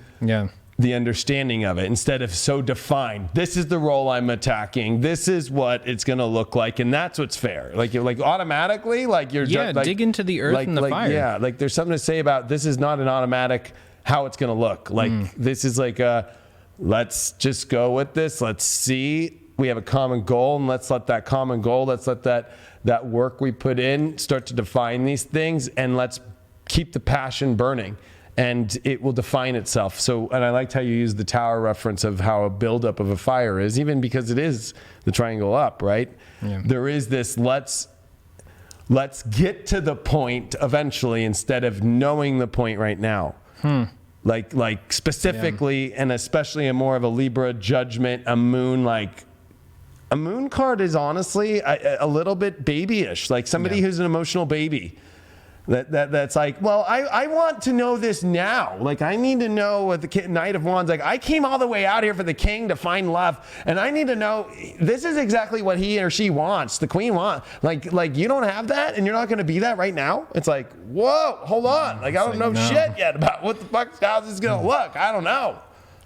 You know? It's like being open and being passionate and letting the juggling act happen. Juggling can be fun. It doesn't have to be negative at all. Yeah, and the fire and water characters, like, I mean, it's like fire and water just spinning round and round. They can't decide who's going to be the steam and, like, you know, who's going to be what. But it's like with the fire and earth right now, the fire and earth are working together. Like, get grounded and passionate. You don't have to sacrifice the passion just because things make sense. Like, things can make sense and be passionate. There's no air or water. And what to look for. So intellectually and emotionally, get out of that realm. Just focus on the passion and what to go create from it, and juggle that and play with the soil, and who knows what that's going to look like. Make a sandcastle out of this. You know what I mean? With excitement. That's it. Like, no, you don't need to be understanding how it's going to look, what that sandcastle is going to look like yet, and then getting all caught up in the emotion of like, oh, like I need to, and especially, do we need to move in together? Do we need to do all this? It's like, whoa, like just find this common mission. Once the roles are understood from a place of a natural, beautiful, kind of earthly understanding of working through the roles and understanding where they are eventually after juggling some ideas around, even though it's not mental, but it's physical. It's like, I love the Two of Pentacles because there is a going back and forth in a proper way where I'm seeing this Knight of Wands and this Knight of Cups reversed going around like a tumultuous turn. It's like, let's just kind of keep revolving around each other and seeing where we both fit together well without defining what it is yet. And then once it makes sense and it clicks in reality and it makes our goals go faster and better, then you start making those choices based upon that. And there was no weird emotion, there was no weird thoughts, and there was no weird blocks. I think that there's a block with a Knight of Rods with the moon because it's emotionally set on a specific way that love should look, and the Libra judgment around that Knight of Cups reversed is kind of like, well, I want you to look and feel a certain way. Like, I don't want you to go through these kind of feelings. It's like a non-acceptance of somebody and where they're at with their emotions. Yeah. It's like, this is about being accepting and loving people from wherever they're at and finding the roles from those positions and building something beautiful. That feels true. That's how it feels right now. It feels like the simplicity and the realness is just way better than the chaotic drama circle of, it just feels like it feels like going back in time, but in all the worst ways. It feels like, when it comes to the area of the things we don't want in our love right now, like, don't chase the past, especially because the past didn't work, because that's why you're here now. So like, definitely exes that you had relationships and were defined in, like, this is not a time to just go into like, oh, my ex and I broke up a week ago, 6 weeks ago, let's try to make it work right now. That's going to go into a pretty chaotic mess. I've been saying that one a long time, but that one just keeps coming up in cards, astrology, and everything. It's coming up in life a lot right now. Yeah. Yeah. And then there is something to say, too, about, the drama isn't so much about the drama that's created of how it affects other people outside of it, because Uranus is saying, like, you two are going your own weird way. Yeah. And not to worry about what other people think. That's what the King of Cups reversed is insecure, is like, what are people going to think about this?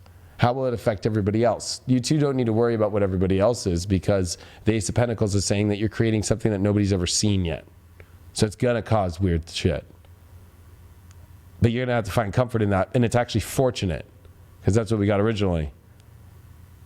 So the drama is not so much about the exterior, it's more about the drama of specifically trying to control how it should look, because I think of a worry about what it's going to look like in the world when you don't need to worry about that shit. Yeah, and Ace of Pentacles, what can grow out of it no matter what season is it? Like whether it's summer, whether it's winter, like, are you going to be able to stand by this person, or, even be in the process of finding love, like, no matter what's going on in your life? Because if it's no matter what's happening, no matter like what you're going through, what stressors are there, but you're being real the whole time, then it doesn't matter like what time of year it is. Like, you'll still be able to grow that into something. Yeah, and I was going to say, to mix the astrology in, this is a big weekend because of the fact Jupiter's leaving, but also Venus is going to be conjunct the South Node, and we have Mars trining the North Node and sextiling the South Node, and we are going to also have Juno square the nodes, and we're going to have Jupiter at the end of the sign, but there was one more thing. Oh, the sun is going to quincunx the North Node. So there's a lot about this destined aspect coming, and it's got to feel like it's got destiny to it emotionally, and that's important. And with Capricorn South Node, Venus, it's like, stop worrying about how it's going to look to the world. That's an illusion. Yeah. Focus on the emotional connection that fired and finding out what that role is after instead of before. It's almost like putting that judgment of the role before, how it came together, or how it affects everybody around you, with Uranus being on that Ace of Pentacles. And that King of Cups is weird about that Uranus in this thing, and weird about the fortune. It's like, don't be afraid of something that feels fortunate, that feels in alignment.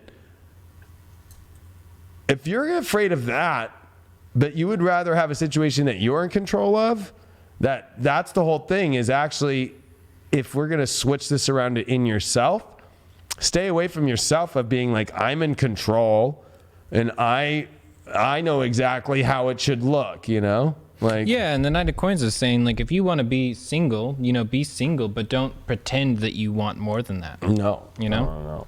No. Like, Knight of Wands, or Knight of Coins as well, in conjunction with the Eight of Cups, which is behind the other card. It's saying, like, now. Keep going. I'm going to pee real quick. Yeah, go for it. You're going to do great in there. Yeah, Eight of Cups is saying that now's definitely the time to make sure that if we're walking away from something, that we're walking away from it for real, that we're not letting something, slip through our fingers, and that we're at the same time not closing our minds to everything. So I think what I'll do, while David's in there, I'm going to go ahead and draw basically like a general for all signs weekend report. And let's see what the tarot is showing us. Here we go.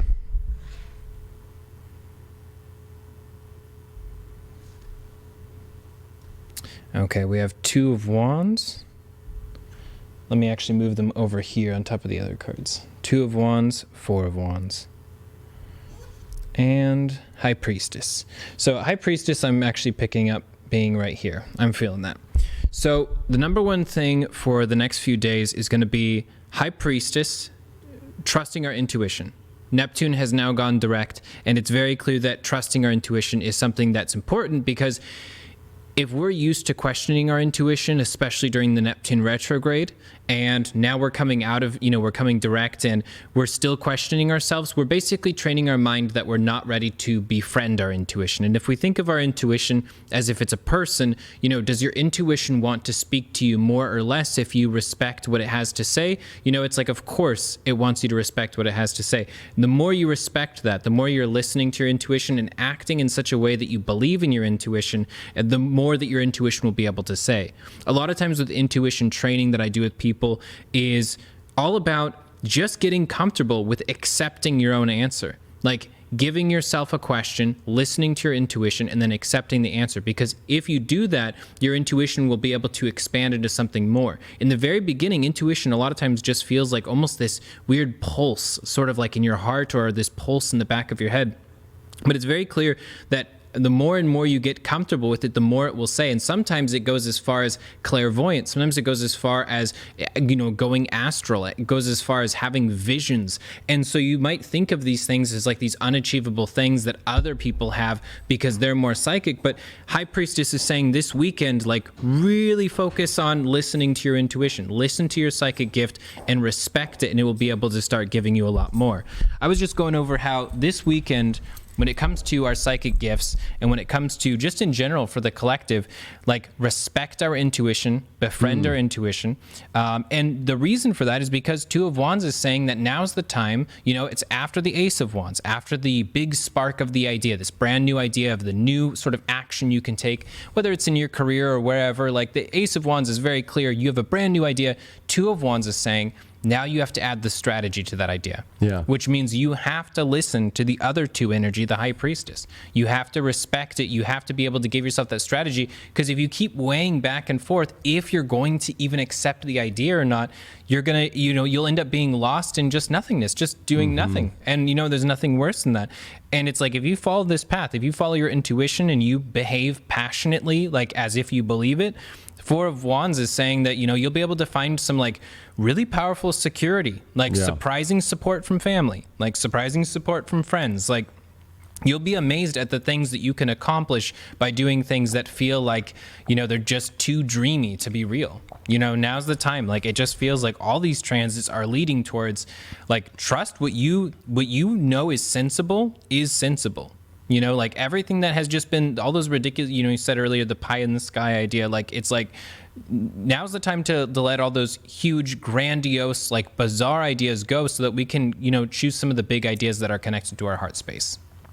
Yeah, and without losing the magic, though, with that, like it is magical and it is imaginary, but I think some of the pie in the sky things are when you're like, this world and where it could lead really don't make sense, because you can just start to put two and two together and go, I think that Two of Wands is very intelligent because it knows how powerful that Ace of Wands started. It's an intelligence of knowing there's two different paths. Let me see which one makes sense. So there's a crossroad. There's two different worlds you can have, and you have to go with a magical intuition opposed to just a magical delusion. Yeah. Is there really magic there? And it also is who shows up, I feel like, because the Four of Wands is where people show up. So it's a reminder that if you're having pie in the sky aspects about people who don't show up in career, work, or anything right now in your life, like, maybe that's just not it. It's about who's showing up. And that's important. Like, so you just did this as like a... Yeah, just like a general weekend one. Yeah, general weekend. I got... Oh, well, it's fine. These need to be shuffled. But I'm going to pick from yours, actually. I don't even want to use those. I got the Three of Wands. I got the Seven of Swords reversed, and I got the Ace of Rods reversed. And that's what I'm saying. If people are not showing up with the Ace of Rods into that Four of Wands, like, no. That Seven of Swords is definitely, there's two paths, and there's one path where it just logically there is nothing making sense, or there's something where the data is showing that it's not there. Or somebody's talking more than they're walking. I feel like everybody who's talking and not walking, you got to run away from, because with this Three of Wands, you need to keep focusing forward right now in your life. And the only way to focus forward is on the things that are showing up, the things that are not just talking about it, and the things that are not just, I think Ace of Rods reversed are energies that are not ready to formulate the new stories of positivity and love and hope. And I think that the High Priestess is showing this beautiful Three of Wands, but again, a Three of Wands has to go, on the journey. Yeah. It's seeing the journey, but it has to go. So there's something to say about, are you ready to go? Because I keep feeling that. I do want to pull a Black Moon card just overall, and I got South Node, the life debts. There is something to say about a lot of past life energy coming in this weekend, and to not be afraid of it, especially with Venus on the South Node this weekend. And it's going to feel past life, because even though I think a lot of people associate past life as negative, we all did come here for a major mission at this point in transformation in our lives. And it's going to feel like it is past life. It is going to feel like, I don't like life's debts. I like much more of, life's credits. Yeah. There is something to say about, like, this is time for you to use the chance card in Monopoly and show up for it. This is also a weekend not to back away from things that you really want to have in your life. Give it a shot. Put it out there. And if it doesn't show up, if it just talks and it doesn't walk, then continue forward through the weekend and to things that are. This is definitely not a time to just waste it. That's the biggest, I guess, it's kind of like FOMO. Yeah, in South Node, conjunct Three of Wands is also saying, like, sometimes you'll be surprised by how good you do in a journey you're not prepared for. Like, it's like sometimes like your skill set that seems irrelevant, the things that you bring to the table normally that don't seem like they're applicable, sometimes are. Like, if you're with a lot of really analytical people and you tend to be someone who's more emotive and, sort of empathetic, South Node's saying like, bring that empathy to the table. Maybe that's the thing that's needed in the first place, because Three of Wands is always an imperfect journey. Like, you make mistakes and that's good. It means you're doing something. It means you're alive. I was going to say, having that South Node there is a clearing of the past. Yeah. So you can move into the new story by stepping into the new stories. And it was on the floor, Queen of Cups upright, on that South Node is saying, we're clearing what we used to feel that we understood emotionally, that we were so good with understanding our emotions and so forth. We are moving into a space, like you said, like I feel like it is something that's like we might be a little uncomfortable with what is actually beautiful and new in this new way, in a weird way. And that's okay. That means you're on the right thing. And it's okay to feel a little insecure, I think, about what you said is you may not be ready for it. And that is totally Queen of Cups on the South Node. It's like, if you're trying to do something for when you're ready in anything you're doing right now, then it's not going to work. It's not going to work. It's when you're not ready is when the magic's going to happen. Yeah. And I think also Seven of Swords conjunct Ace of Wands reversed. Like, so with these two, it's like, if you're not telling people your idea because you know that they might have a point when they shoot it down, or like they might have a point when they give you like an alternative path, then that means that you might have already solved that for yourself. You might have already taken on their role and figured it out for yourself, that that's not necessarily the idea yet, or that's not the one to form. That's something else maybe like it. You can reform and try that. But Ace of Wands, Ace of Wands reversed with Seven of Swords reversed, it just feels like a lot of times we get worried about, making sure that we present it perfectly. And the thing is, you don't have the materials yet to present it perfectly. Yeah. You don't have the materials to to do it perfectly, even when you're doing it right. Like, no matter how perfectly you're running a business or anything, like, it's imperfect until the very end. And even still, that's only like a stage of mastery. There's always more that comes after that. Yeah, and you know what? Everything comes, I think, so funny to these last two cards, which is the South Node, life, they say life's debts, but it is past life, with Queen of Cups. That if you're trying to, I love how you said, if you're not ready for it, it's probably when it's going to be the bomb. It's like, if you're trying to have this emotional control over, it's an illusion, the South Node, right? Like that's the illusion, is when I'm when I'm in control, Queen of Cups, like when I've got everything okay emotionally, then I'll be ready. It's like you are just going to miss I don't like using that term, but that's what misses the boat. Yeah. When you just pulled High Priestess, Two of Wands, and Four of Wands, like it's like, you can have the world that's in alignment with your soul, and there's a lot to celebrate about. But if you're going to play the I have work to do thing, this is the problem with the spiritual community, is always I have more work to do on this, so I'm backing out. It's like, no, feel it now. Like, don't work on it. Like, if you understand that there's something that's not, it's like waiting for the ocean to dry up so you can travel the world, like on foot. Like, instead, like, just use what you have now, travel the world, and understand there's going to be oceans in the way. Don't wait for it to dry up, because like by then you'll be gone. Like, there will never be a time where everything is in order, ever. There will never be that time. There will always be external circumstances that will always keep this wheel turning. And it keeps the wheel turning with tension and with difficulty and with painful situations. And then the cool part is that you recognize how lucky you are when you experience the love and the wonder and all the magic. Yeah, and I want to channel this last part of the astrology here.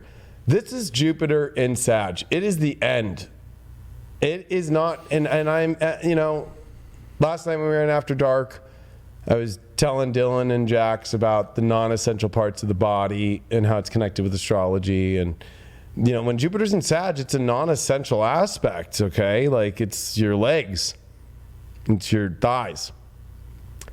But with Jupiter and Sag, it's those thighs that move us into things. We open doors. We take risk with Capricorn coming up.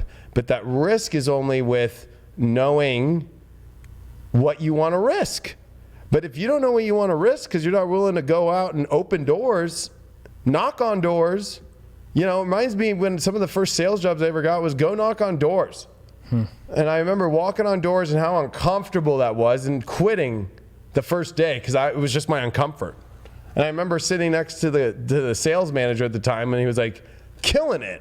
And I'm like, oh, well, you're just lucky or something. Like, I'm not going to go knock on doors. Like, that's uncomfortable.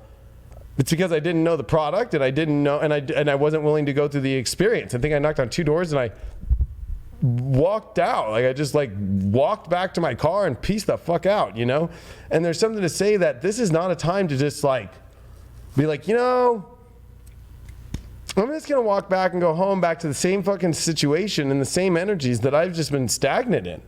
I mean, Jupiter and Sag is about masters show up, they experience, they walk up to the temple, right? They go towards it, and a centaur and Sag aims, and it's not afraid to aim and believe that that's the area that it's going to go aim for. It's like you have to set your sights, you have to set your aim, and you have to be willing to go towards that and release that arrow. It's the whole understanding of that. But if you're like, I'm not ready yet because I am emotionally dealing with things, it's like you're really actually holding yourself from the amazing emotional places that are going to remove. And it's not even like they're going to be the cause of removal. It's just going to get you out of these weird places and into what you really want to. This is where Jupiter tries to, come on, kid. I call him Uncle Jupe for a reason. Uncle's always coming, hey, come on, come over here. Like, let me show you this. You know what I mean?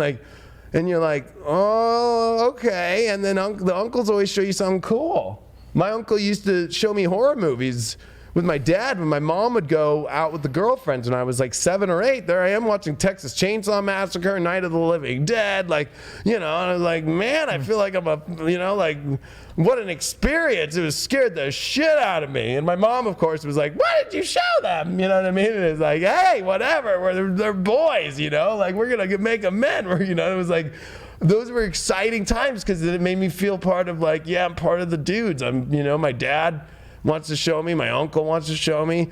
There's that whole Jupiter thing about how a teacher wants to show you I'm going to put you through a test. I'm going to take you, and the test is not so much of what did you learn and let's test you. Teachers teach through taking you to places you've never been before, experiences that you are not ready for, and just putting you in there and seeing what happens. And with Mars and Scorpio, there's something to say about street smarts. People that don't have street smarts don't do really well in life. You see it right now in the educational system. You see it right now with how many people have degrees out there and then never have actually been out there and been through the adventures of the streets and making it happen and stuff. When I ask people, friends, family to come into the city, I live in the city, I live in the second largest city in the U.S., Los Angeles. They're terrified. Where do I park? Where do I go there? It's go through the experience and you'll realize that cities are easier to get away with just being yourself than suburbs. Because in suburbs, everybody's watching you. Everybody's like, oh my God, what is Jax doing right there? He's walking down the street. In the city, nobody gives a fuck. I love cities because there's so much going on. There's so many experiences that nobody's sitting there going, what's that guy doing? And that person, and where's that person? And it's no, there's so much going on. And Jupiter's there's a huge world out there. And you have to be part of it. And I think that people can have this fear that they're going to miss out, but you only miss out when you don't go and explore.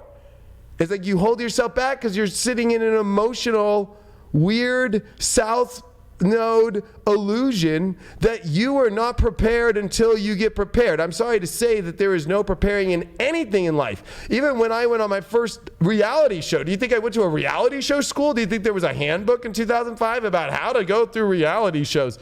Fuck no. I had no idea what I was doing. My heart was beating like a motherfucker. But man, what a rush was that shit. That made me on my next reality show do better. And then the next reality show, fucking, I went off the handle, but got all the press.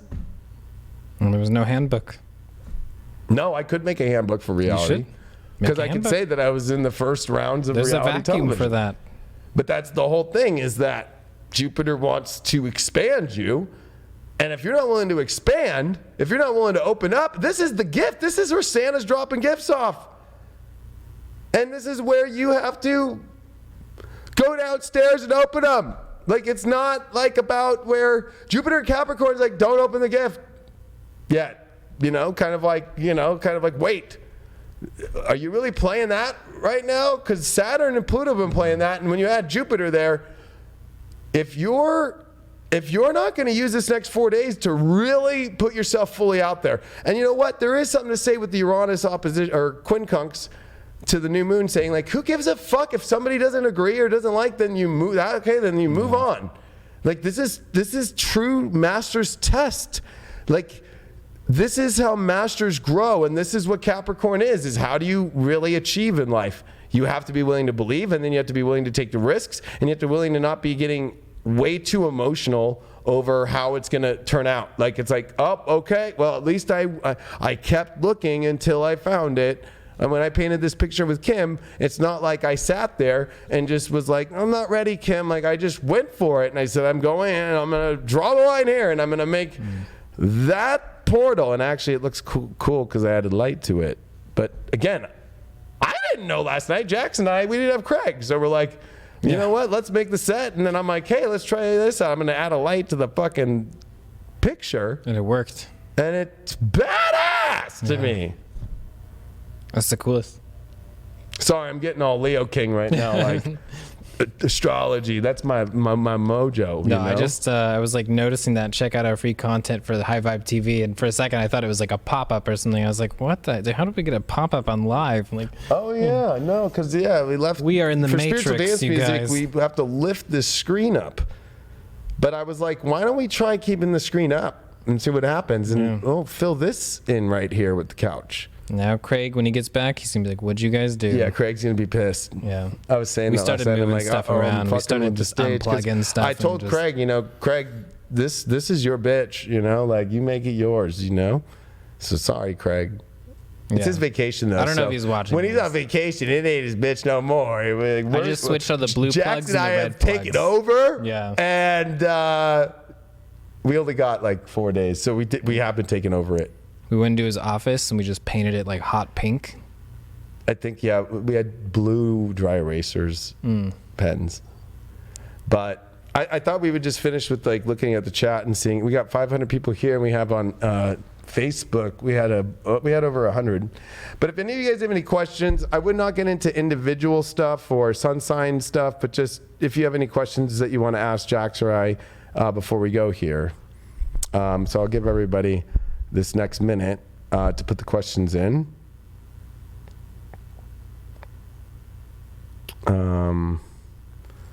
Let me see what's going on here with. Oh, awesome! You got Facebook and YouTube pulled up? I do, yeah. All right, so let's see. We got thank yous. You're very welcome. Questions. You brought up your family first. Everyone here already knows my trouble. Okay. Everybody knows my troubles. Not stuck or asking you anything. Oh, that's at Cindy. No, nobody wants to put up questions. What should we be focused on expanding? I keep hearing do it in the next 4 days, but I'm lost on what. You want to answer first, or you want I would say anything that's stifled. Anything that for the longest time has felt like this atrophying muscle, like in your heart, where you feel like there's this, type of creative outlet you want to explore. There's like some, big quest, some big idea, or even something really small. If there's something you want to explore, now's the time to take that seriously and give that to yourself, because it goes beyond self-love. Like, this is like sort of an act that you're going to today start living a different life than you've been living. Because if you're living in a life where it just feels like there's so much regret piling up, or you feel like there's just not progress, or like, when is there going to be a clear day where there's no clouds? It's like, now's the time to, like, you know, reach up to the sky and like move the clouds out of the way, you know? And all you have to do to bring out that sun is just like start doing things for yourself. Like, really start treating yourself like you're a person that you love.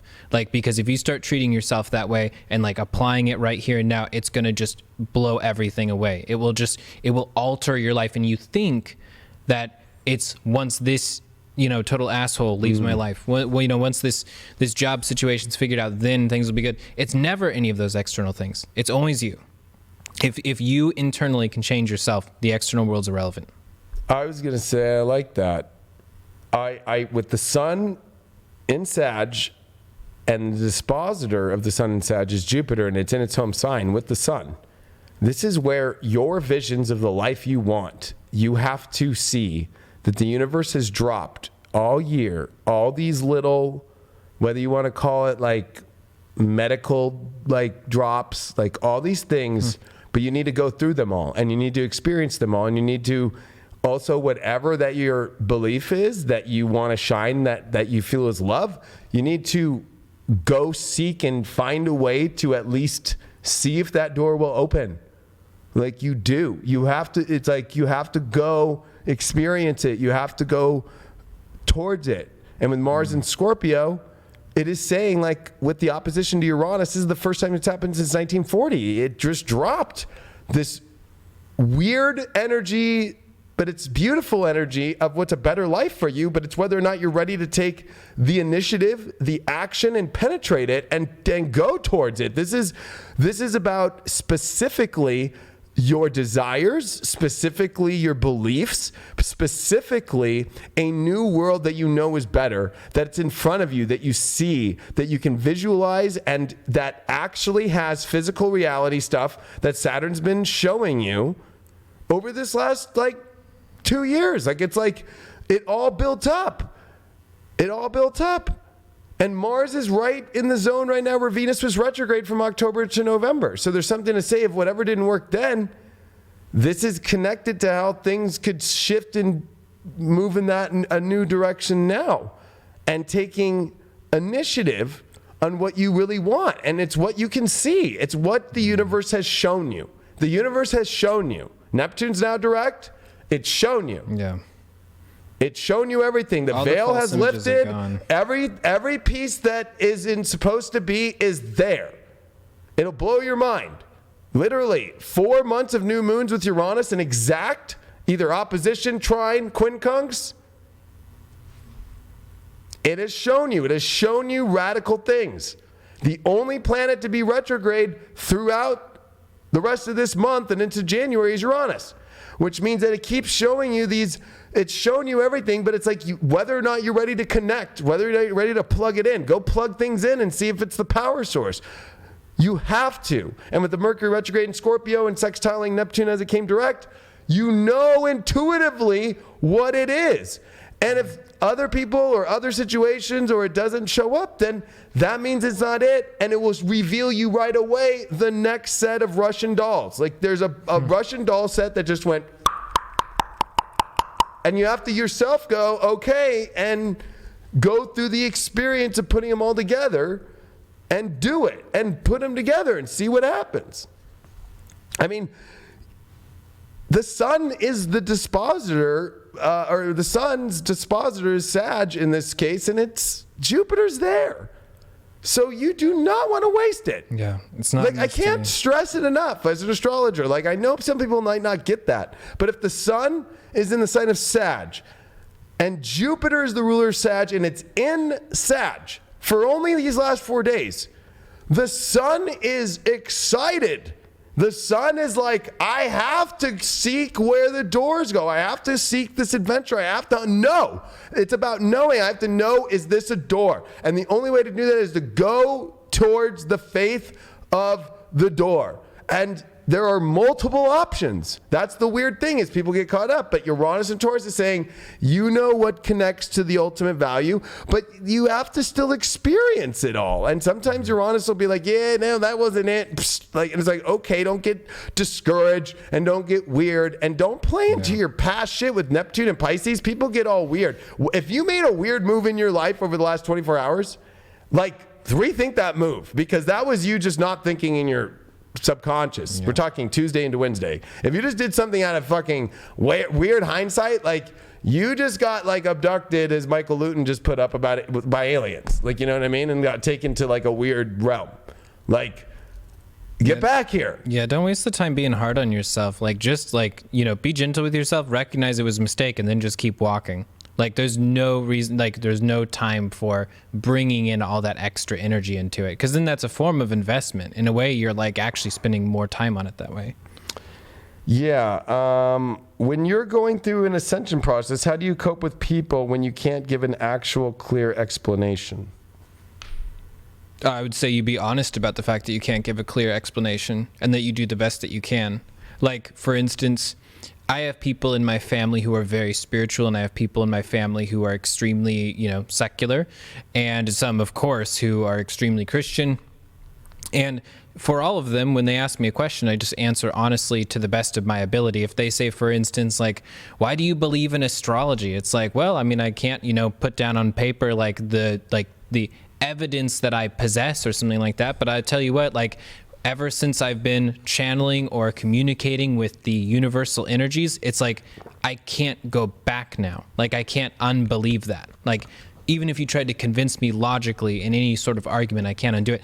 And I could say, look, it's anecdotal evidence for me, but like in this reading and in this reading and in this reading and this reading, I've had all these things that, I mean, in a singular event would just be a coincidence, but you can only have so many coincidences before it's anomalous to the point where it has to be noticed. And once again, not something that I can prove to someone, but I just do my best to explain it like that. And if they say, well, I don't believe that, it's like, cool. Like, I don't know, a lot of people didn't believe in round earth before. Like, now we do. Like, we don't believe in a lot of things. Like, every, you know, Democrat doesn't believe what a Republican believes. Every Republican doesn't believe what a Democrat believes. Every Christian doesn't believe what a Muslim believes. If we base what we believe based on what other people don't believe, then we'll have nothing to believe in. So, like, we have to just believe what we believe, do our best to understand why we believe it, and then act in a way that we show that we believe it. So, the way that I can answer this question is for a decade plus, I've been doing this. And it's interesting because I was a DJ before astrologer. I'd always put DJ before astrologer. So in the DJ world, you know, other DJs, promoters were like, you're that weird astrology guy. Like, so I kind of had that weird thing. So they would be like, why do you do it? It wasn't so much about trying to prove it either. It was just more of like, you're weird. And so for me, I just, when anybody tries to challenge me or to try to understand it, I don't even talk to them about it. I change subjects and just go back to reality. And I basically, in a weird way, they find the work. They find the wake up themselves. Like, I didn't approach them as Morpheus.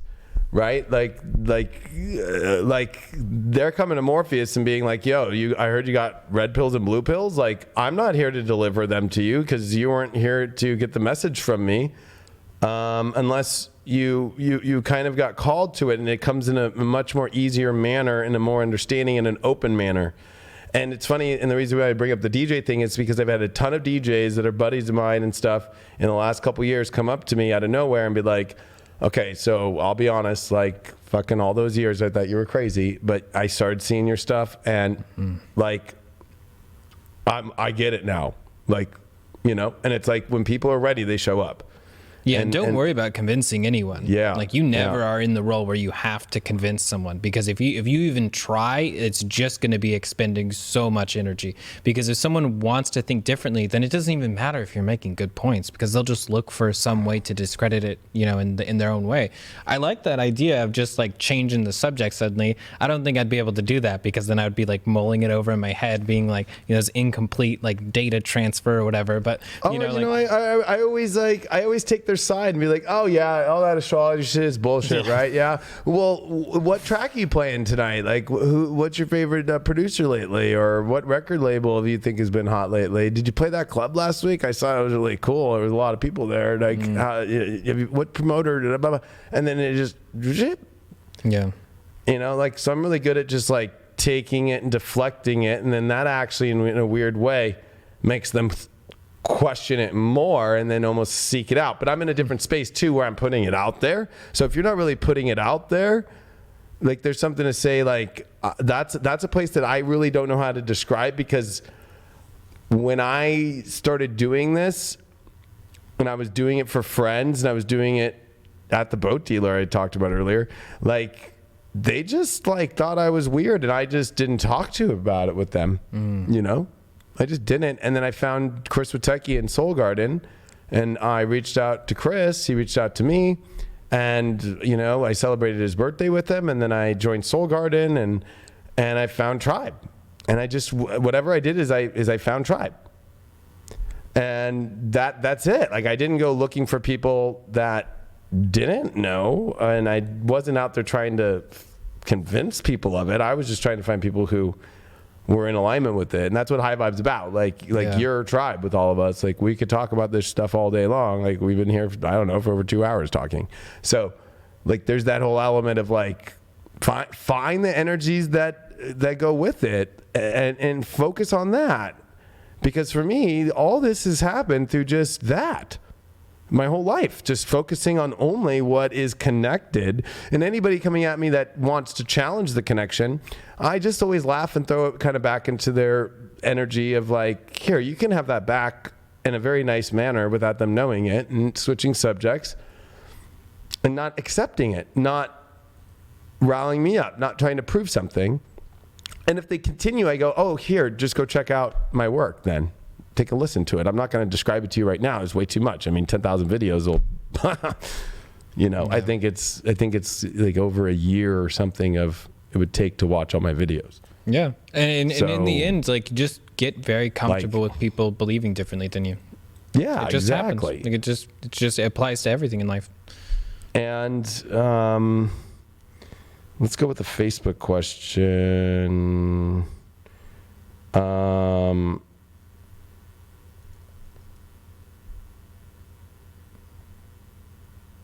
I'm trying to remain peaceful and fair with separating from my kid's father. Is it possible to keep things amicable?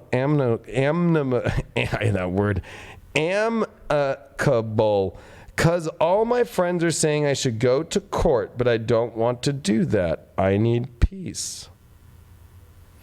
Well, I think that the background information is extremely important. For instance, if this is someone who's just a jerk, or if this is someone who would literally require a restraining order, I would say make sure that you're not selling yourself short. If all of your friends are saying to go to court, they probably mean that it's in the form of like documentation, that there's some of these things that need to be run through court, because your empathy isn't going to do what a court will do. A court will make sure that things are done fairly for you. Your empathy will screw you over plenty of times if you get caught up in that. Yes. Like, when it comes to divorces or separations, when it comes to just get these things on paper, because hey, if he's going to do the right thing, it's not a problem if it's on paper. But if he's not going to do the right thing, then it's good that it's on paper. Yes. Especially it's about knowing your value. Like, this sounds like a question of your value as giving him all of it about him, not about yourself at all. Like, it's like about, and then again, it's about your child's father. So it's like you're giving an ownership outside of yourself to, like, that's the kid's father. It's like, so now you're giving two people ahead of yourself. Like, you know what I mean? Like, you're not giving yourself like more like, well, this was my husband. It happens to be the husband of the child we share, right? So you're giving it as like, that's his kid, not yours, just by saying that. I know that might sound crazy, but the way that you worded that right there, you just said like, that's his child, not yours. Because you're attaching yourself still to as he's your ex. So now you've given the power to him owning your child. And you, like Jax said, you're giving the ability to where if you're not going to go to court or anything, then you're opening up a huge can of worms of anything that could go, anything that could happen. It's not easy. Divorce sucks, but it is something that deals with Libra and fairness. And the courts are built, especially in divorce, for fairness. They take a look, especially if you want to do mediation. I recommend mediation. Mediation is very simple. It's like one person that's a lawyer who goes through both people, gets you through the process, and doesn't take a side, and looks for fairness and looks for an amicable. If you want an amicable way to do it, mediation, because then you agree on paper and it goes to the courts and you don't even go to court and it's done. And it's like accepted, like I'll take this, you take that, boom, boom, boom, boom. If you want to go fight for something, you have to go to court and it's a long process, and then it gets attorneys involved and then they want more money. But again, this is about this ownership thing of, again, it's like, you're going to let him have everything just by the way you said that, including your child. Like, you know what I mean? At any moment, if you don't get it on paper, at any moment, he can just serve you and be like, I'm taking full custody of the kid. And then you're going to have to go fight that case. And I've heard in plenty of readings, as Jax says, because we do so many readings, and I've done readings for over 10 years professionally, I don't know how many people I've heard that I've had readings with where they use their astrology. They use that they're witchy. Like, it's like almost like, oh, like the husband will go, oh, listen, so my wife, the kid is there and she's into tarot cards. She's into astrology. She watches this guy called the Leo King. You know what I mean? Like, it's like, and then they use that in court against them.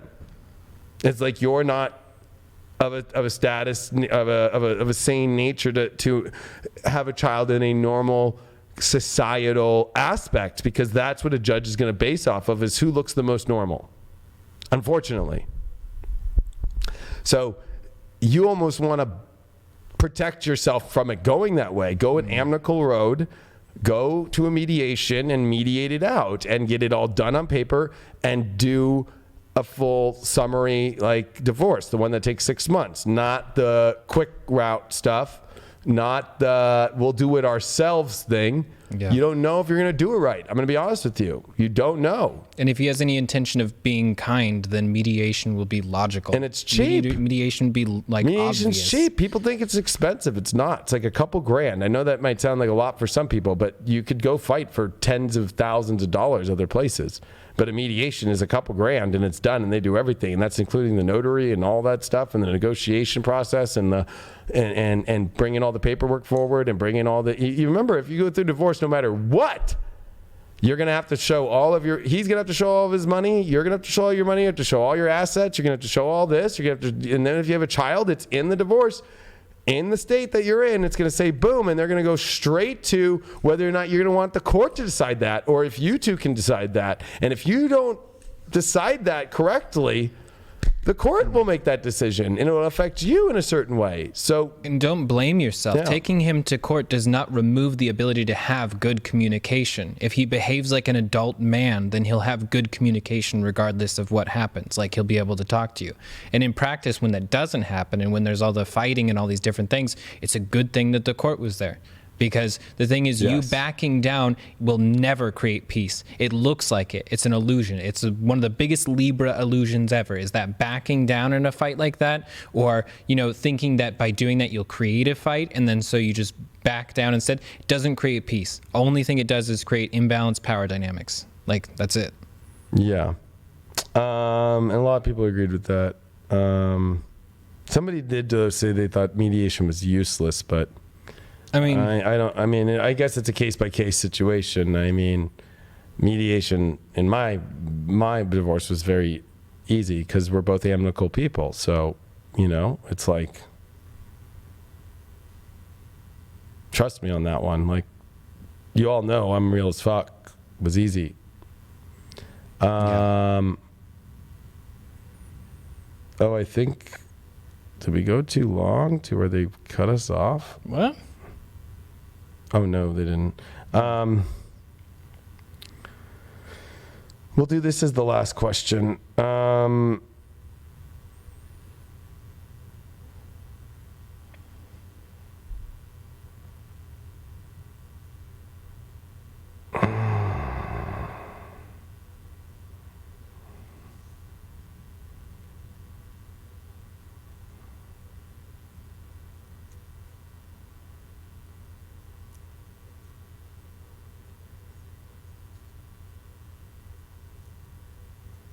Well, this is another love one.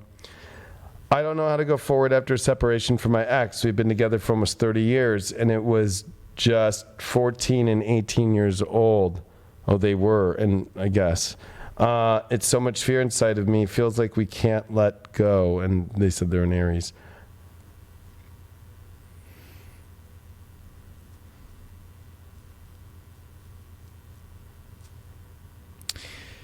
To me, it's like, I think you recognized what a beautiful miracle the relationship was.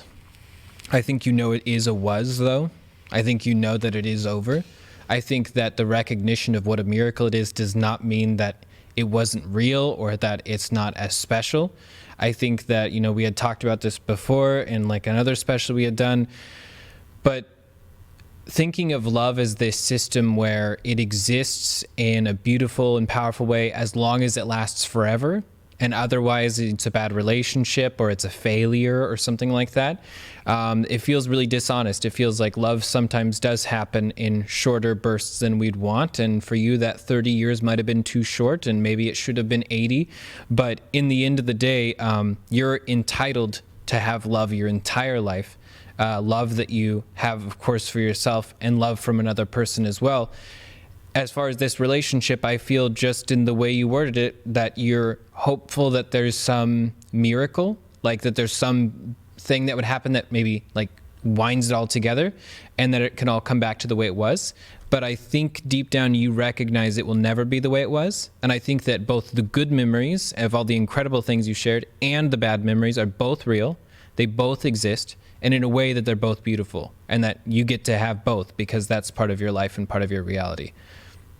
I agree. And I want to say that I'm going to tie this in with the last one, the last question, because one is somebody in here said that, I don't know, David and Jax, a piece of paper won't make someone great. If people aren't going to show up, they're just going to show up. You can't a biological parent to be mom or dad or be better. Yeah, paper won't make him great. The paper will make him obey. But what I'm trying to say is, again, with the situation with this new question of the 30-year breakup, it's like, I don't know if you're married or not, but there is something to say about, you know, divorce. It pretty much is a we're done. There is something, and if you're not married, there is something to say about doing an act of something that truly ends it. Because again, keeping the door open, right? So even the woman who wrote the question of like, I don't want to do this to the kid of my child's father, right? Like, it's like keeping the door open is just keeping the story going, right? And we're in a time of building new stories. But the only way we build new stories, why do you think Scorpio is the 12th house for Sagittarius? It's because Sagittarius go on new stories only when they close the door completely. That's the only way. Death. Scorpio. Like, it has to be.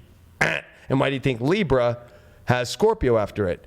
That relationships either come to a place to where you either end it all or you're all the way committed. There is no such thing as in the middle. Okay? That's not a relationship. It needs Scorpio to define it in commitment element. And so you have to do some sort of act.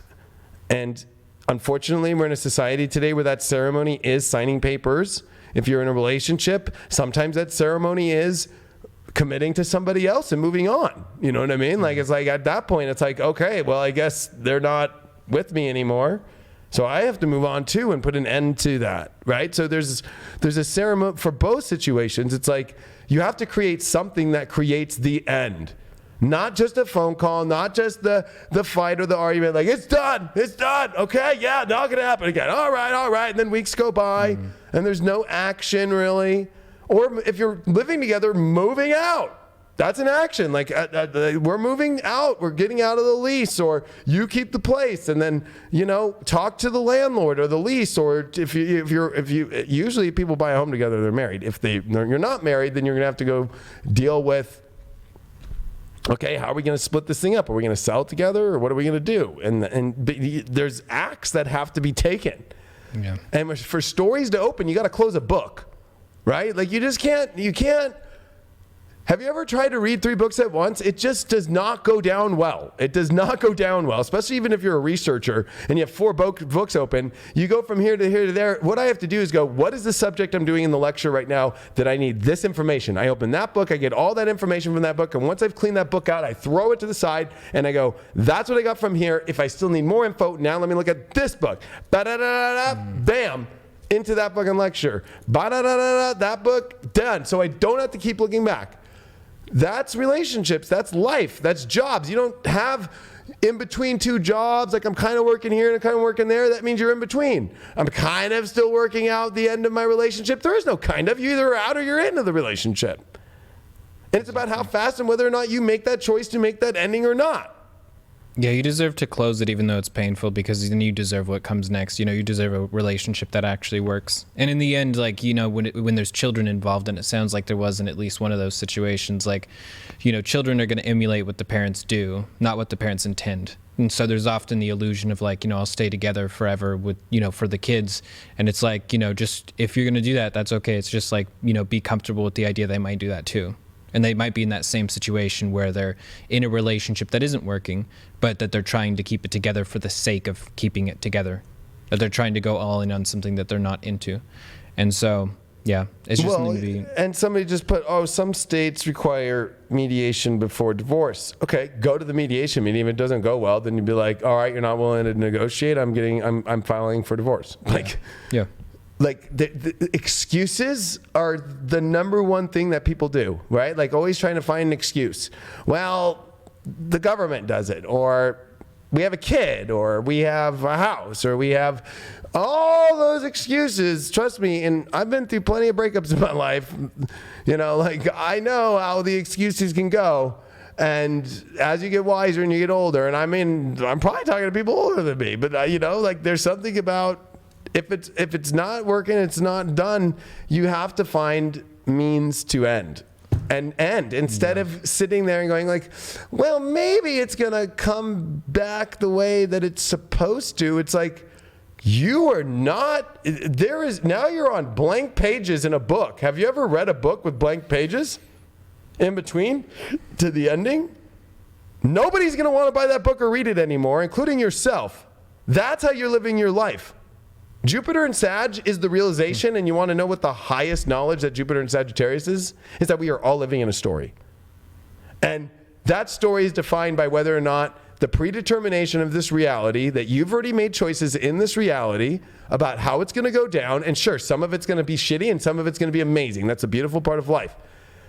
It's about whether or not you're going to accept the predetermined reality and close it or open whatever that is in the new predetermined spot in your life. But if you're going to hold yourself from predetermination, you are actually in a space to where the universe has put you on hold. Like literally the universe is like, let's just put this computer on sleep mode. And your life's going to feel like it's on sleep mode. Because you're not able to create, you're not able to manifest, you're not able to be, you're not able to accept new experiences, you're not able to do any of that because you have that one thing that's holding you back, that excuse, that whatever, and it stalls the story. And there's nothing worse than being stalled on the side of the freeway. You're not going forward, you're on the side of the freeway, and everybody's flying past you, and it's just like, I'm just stalled. Yeah. You have to get back in that car, and you have to say, you can call up a fucking Uber, goodbye, and get in the car and drive back on the freeway, like, and not feel guilty about it. Like there's something, and I'm not saying that it maybe has to be literally like that, you know what I mean? But it's much more of like that whole idea of like, you know what? You are a grown person. You can take care of yourself. But if you can't do that for yourself and you rely on that person, like you have to realize like, you can walk into the forest and survive. You're a human being. We are instinctually survivalists. That's what we are. That is the reptile part of our brainstem and our DNA. There is a reptile in our DNA, and that is Scorpio. We survive. We are survivalists. Yeah. It's natural to seek out that comfort, even though it's like it's dangerous to be in that state of like comfort just because you're used to the relationship. But at the same time, it's like, you know, taking that danger, that risk of like, you know, leaving that situation you don't want to be a part of, it does open you up to being single and maybe for a while more than you want. But in the end, like, none of those single days should be problems. You know, it shouldn't be a problem that you're single. Like, if your life is going the way that you want it to and you're moving in the directions you really want, you're doing what you want for a living, you're doing things that actually fulfill you, you're surrounded by the right people, then being single won't be a horrible situation. It won't be something that you'll, you know, want to, like, feel bad about all the time, because there's just too much good when you're, like, you know, practicing that self-love, like living it every day. I agree. And that practicing of self-love is so important. That should be your number one practice every day. I know that we try to put yoga and green juice and all this stuff in front of that, but self-love, that's the practice I've always put forward in my life every day. And I'll be honest with you, that's the best practice you can have. The spiritual community is getting way too obsessed about outer practices opposed to inner practices, and inner practices are self-love. Yep. That's the only inner practice there really is, because when you're in a space of you're happy and you're in love with whatever it is, like, I'm not thinking about what time it is right now sitting here with Jax doing this work, because I'm in self-love. Jax feels like I feel like he's in his self-love, and we're giving out information from love to these questions. I'm not worried about anything else but the moment of the love that is being expressed at the moment, period, all the time, which erases time, it erases measure. And I've also got it to where I don't have weird situations in my life because I close the books. I don't leave hanging chads around. I don't leave dingleberries on my butt. I put that shit out with the toilet paper and flush it down the toilet. That's good. I think that would be good, you know? But that's when it's like to where you can live in a life to where you can do something like this. Like, have a conversation, not be worrying about anything at the moment. And also not be playing by any of the society's rules of how you should live. Tomorrow's Thanksgiving. I've chosen not to go hang out and do the things that I've been invited to for Thanksgiving.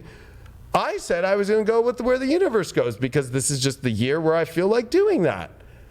And I closed the book when I got invited by saying, I love the invitation, I love you, but I'm not going. Like, and I don't feel bad. So if you're living in all those things where you don't know how to close or open, because there's something about accepting invitation, like, okay, I'll accept that invitation and that's set, and I have to be there at that time. But right now I have open invitations that could come in, and I have no invitations that are sitting in RSVP mode, not known yet. That's the worst place in life to live, is in limbo. Period. You don't get anything. In some ways, it's even worse than, you know, being in an absolute zero state is sometimes worse than negativity. Like, sometimes being in the absolute zero, like, at least with negativity, there's like some excitement and like some like clashing and some, you know, like danger and stuff. But when you're in that zero state and you're not doing anything, then there's just no movement. There's no growth. There's no breathing. There's no anything. And it's just really vacuous. It would just, you know, it's a really consumptive force. It's a black hole. It is a black hole, and I do want to say, you know, Mars in Scorpio is not happy when it's got attachments to things that it doesn't want to be attached to. And that's why Mars is ruled by Scorpio and Aries. Same thing with Mars and Aries. Mars does not want to do something it doesn't want to do. And anger and frustration come from things not going the way that you want to. And it's not because of what other people are doing. It's because you've put yourself in situations where you didn't close the doors, you didn't handle it, you did not deal with it and penetrate the truth and just close it. You waited. You sat in limbo. And it always will bring up a major fucking conflict and event. All fights and all arguments are about delaying the process instead of dealing with it right away, face to face, and just dealing with it. And Mars in Scorpio does not feel satisfied unless it leaves the cave and it walks out and it starts to go out into the jungle and survive and figure out and seek and find and learn to hunt. Mars in Scorpio is a hunter, but it's very hard to hunt if you're in limbo. It's very hard to hunt when you have all these worries of all these things that you haven't closed yet. When you're free to hunt, where you're like, I don't have anything to worry about right now except what I need at the moment in my life or what I'm passionate about in my life. Period. Why have anything in your life that's going to be crashing on you all the time? that's going to hold you from direct passion into what you want in your life, direct knowing if that's where you're going to go, and stepping fully into that 100% and seeing what's there. That everybody that is holding themselves back on something is terrified because of waiting on some situation that's from the past, that is not in the reality right now, and that's what it is. You're hoping something will come back, usually a relationship, or you're hoping some gift from God will magically just drop into you the exact way that you want to, fully wrapped, like into your presence, and it's like when the universe already did give you it already, probably, and it didn't work out. That's usually what happens. Don't wait for anything right now. This is definitely not the time for waiting around for something to maybe happen. Like, give it to yourself, like, now. Like, start taking action to do that. Like, especially the next 4 days. Like, reduce your checklist to literally the things that are the most essential, the things you want most in this life, and just focus all of your energy on them. And then worry about all the stupid stuff, after the next 4 days or something, or see if you even ever want to put them back on the checklist, or if you actually like your life better when it's just the things that are really important to you. Yeah, because if you live a life where all you're doing is everything that's important to you, that's what I guess you could call a happy life is. Yeah. There's nothing worse than doing things that you don't want to do in your life. Nothing worse. And people are going to try in the spiritual community and be like, that's ego. You're just living an egoic life. It's like, not at all. Okay, let's see what your life is like, the person that's saying that, right? Like what caused you to say that? Yeah, what caused you to say that? Unhappiness, that's what. Yeah. And honestly, it's like ego has been turned as a subconscious, collective conscious kind of thing, but it's a collective unconscious of creating a world to keep everybody in limbo. Yeah. And that breaks my heart. The whole ego attack was actually a dark thing because that's how the dark works. It's a trickster.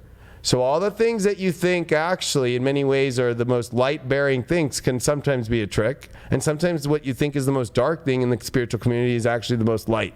And that's what high vibe's about, is about rising to the highest vibration, to be able to just see and oversee all of it and see through it and be willing to experience that and not be willing to question or to that all high vibes, you give everything a high vibe, and it has to be stress test. And it has to be actually tested in your life. Like, you have to test it. You have to actually experience it. You have to know. You can't be afraid. If you're in a high vibe, you're walking through with your aura, through high vibration, through everything. And if it's not high vibration, you cut it off. Like, that's not high vibe. That's not high vibe. That's not high vibe. This is. I'm keeping that in my life. And if that's all you do, is you just start collecting all the high vibrational cords into your life, because then there's the whole thing about cord cutting and cord cutting and cord cutting. What about cord connecting? What about being just fully connected to just the most divine chords and highest vibrations of your whole life? Imagine what that would feel like. Yeah. Yeah, there's a lot of people right now who are just telling people, like, some of the most humble people I've ever met, like, telling them that they're doing all these things out of ego. And so they get all freaked out and they're like, oh, I'm probably just being, this is probably just my ego talking. But it's like, no, you know who doesn't say that? Narcissists. Like, genuine narcissists don't check in with themselves constantly about how egoic they're being. The fact that you're checking in, that's just your ego, means there's a good chance you're probably a good person. Like, it's not everything is this negative ego situation. Like, give yourself some credit for for something. And it almost comes across as the people that are constantly projecting this, like, that's your ego. Like, those are some of the most, like, egoic people I've ever met. Like, in my experiences with them, in my point of view, I mean, essentially, talking about themselves in this way that they've ascended into a new type of being that is, like, no longer us, and like all this different stuff, which, hey, everyone has their own belief, but it's just really weird, and it just doesn't feel authentic at all. Like, it just doesn't feel authentic to tell humble people, like, who, like, just have, like, who have confidence problems and all these different things, telling them that everything they're doing is ego. It's weird. It's like predatory behavior. It is. And when it comes to the cord cutting thing, everybody just focuses on the cords they cut, but they don't realize that, I don't care if you're cutting a bush. I don't care if you're cutting, like, cords behind a television. Like, you might cut good cords while you're cutting bad ones. So you have to be very specific in knowing what cord you're cutting, and you have to also make sure that you are still maintaining the cords that you're connected to that are positive in your life. Because some people, the way that they work is they'll come through and they'll just be like, I'm clearing your whole aura. Well, are they clearing some of the good stuff? It's just like penicillin. It kills all the bacteria in your body. The good bacteria too, and the bad bacteria. So I'm not one to allow people to just come up to me and tell me, I'm going to come and do this work on you and I'm going to cut all this shit. It's like, I have to like know that person, trust that person, and I have to be very clear. And I also, when they're coming in and feeling, I'm like, that's a good chord. Don't even fucking touch that one. You know what I mean? Like people are taking these generalizations instead of specifics of how to do this deep work. And I think a lot of it is like more people need to be focused right now on chord connecting, because the chords have been cut already by spirit. Like this whole idea that spirit doesn't cut chords for you is a joke, that only you do, or some healer cuts chords for you. Sorry. Yep. Spirit cuts chords and cuts karmic stories on its own. It's whether or not you are going to complete it by just accepting it. Yeah, if you're going to shove them back together and try and like duct tape the cord together. So I think that's a good way to end this. I think so too. Well, we love you all, and thank you so much, and happy Thanksgiving to you all. What a night. Seriously. That was unexpected. We were planning to be on here for like 20 minutes or something like that. Yeah, I was like, we'll do like a 20, 30 minute 20, little 30 check-in. minutes. Yeah. But we hope you guys enjoyed it. That was fun. That was fun doing the tarot and the Black Moon Astrology deck. Is that what that one is? That's Black Moon Astrology deck. That's a really good deck. And enjoy the 4 days, because I'm telling you. And you know what? Somebody sent me today. Remember I was talking about the Queen on Deep Astrology, and I did the dates of Jupiter going to Capricorn was when she was officially the oldest queen to ever live, or oldest monarch. There was an article today, they tagged me on Facebook, that literally today, Prince Charles is getting ready to take the throne. Like it's been like, it's happening in Buckingham Palace right now. They're like getting it all prepped, and Prince William is going to be his confidant and his advisor. That's crazy. So it worked. Your prediction. I don't know. Yeah, that's kind of crazy. But I wrote about it over a year ago. I'm not wishing, but it's just like it looks like she's going to step down. Yeah. And she's already, I guess, the article came out saying that she's already been giving like pretty much all the duties to Charles to do. Like she's almost been like testing him. And then with Prince Andrew now out, it's like it's got to be done. And it was Prince Andrew's birthday, and they're not celebrating his birthday. And I think it was his 60th birthday. They're not celebrating it. So the Queen's kind of wanting to just back out of this whole situation, and now just like, here, you got to deal with a parliament that's going to go through a Brexit, and you got to go through, have fun, Charles. Like, I know you wanted it. And if you look at Charles' chart, he is Sun in Scorpio, Leo rising, full moon in Taurus. And he's been waiting his whole time, and he has Chiron on his Sun in Scorpio. He has been wounded, waiting a long time. But he is a Scorpio. He has a Leo rising. He is about retaining the sovereignty of the crown with the sun at the bottom of his chart and a full moon at the top. He is going to change the redirection of the way that the royal family works. And it might, I even said in my magazine, you watch, it might only be a 1 or 2 year reign, but he's going to do some pretty intense stuff and align with a lot more conservative notions to protect that monarch. And I've put it out there. I'm just letting people know that I wouldn't be surprised coming into the beginning of next week, you would see a whole entire shift in the monarch. So that's how intense. If you want to talk about doors, think about the Queen right now is like the writing's on the wall. I want to not deal with this. I just want to end my life in a beautiful way instead of die doing this. Passing the baton. Charles, wanting it his whole life, the door is open, seeking it, and probably doing what he can to have those conversations and open it up. Like, it should be, the writing is on the wall in your face right now. I'm just going to tell you all that. It's right there. And I know that Neptune can make you think you're crazy, but you're not. Yeah. Especially if it's aligned with what makes sense and what you've seen and what makes sense for where you're going in your life. Do it. Try it. Open the door. If it's not going to open, there's another one. Just keep going. Don't miss it. This portal that's coming, because I drew this for what's coming up here with Jupiter, Saturn, and Pluto. Like, you want to go through this thing with all the goodies. You don't want to go through it with nothing. It's time. So, all right, I'm going to go turn it off. You can say bye-bye. Bye, everyone. Awesome. Happy Thanksgiving. Thank you guys for tuning in tonight. And just so you know, we have got some pretty exciting high vibe special events that we're planning right now. So I'm not going to be able to give you full details on that yet, but let's just say they're going to be amazing.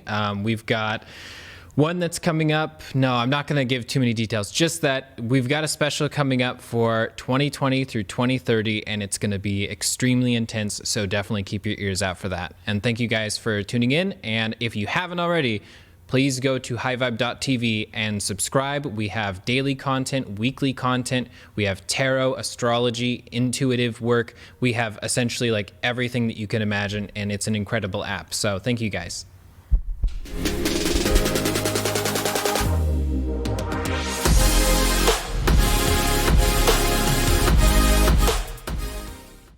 So this video is going to give you the tools, it's going to give you the steps, it's going to give you the questions for you to ask yourself to prepare yourself. It's going to give you my opinions on what best course of action to take. And you can take it or you can leave it or you can take parts of it or none of it. To me, as long as you're willing to listen, as long as you're willing to hear me and take it in and ask those questions, do you want to be in it or not? Like that's what the call is.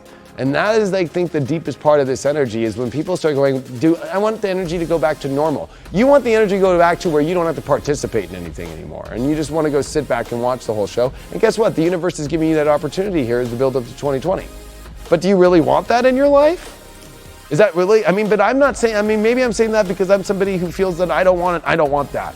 So I can't judge you for being in that space. But I can tell you from an astrological point of view that sure, it might feel more comfortable to be in that space, but there is going to be something of not being fulfilled.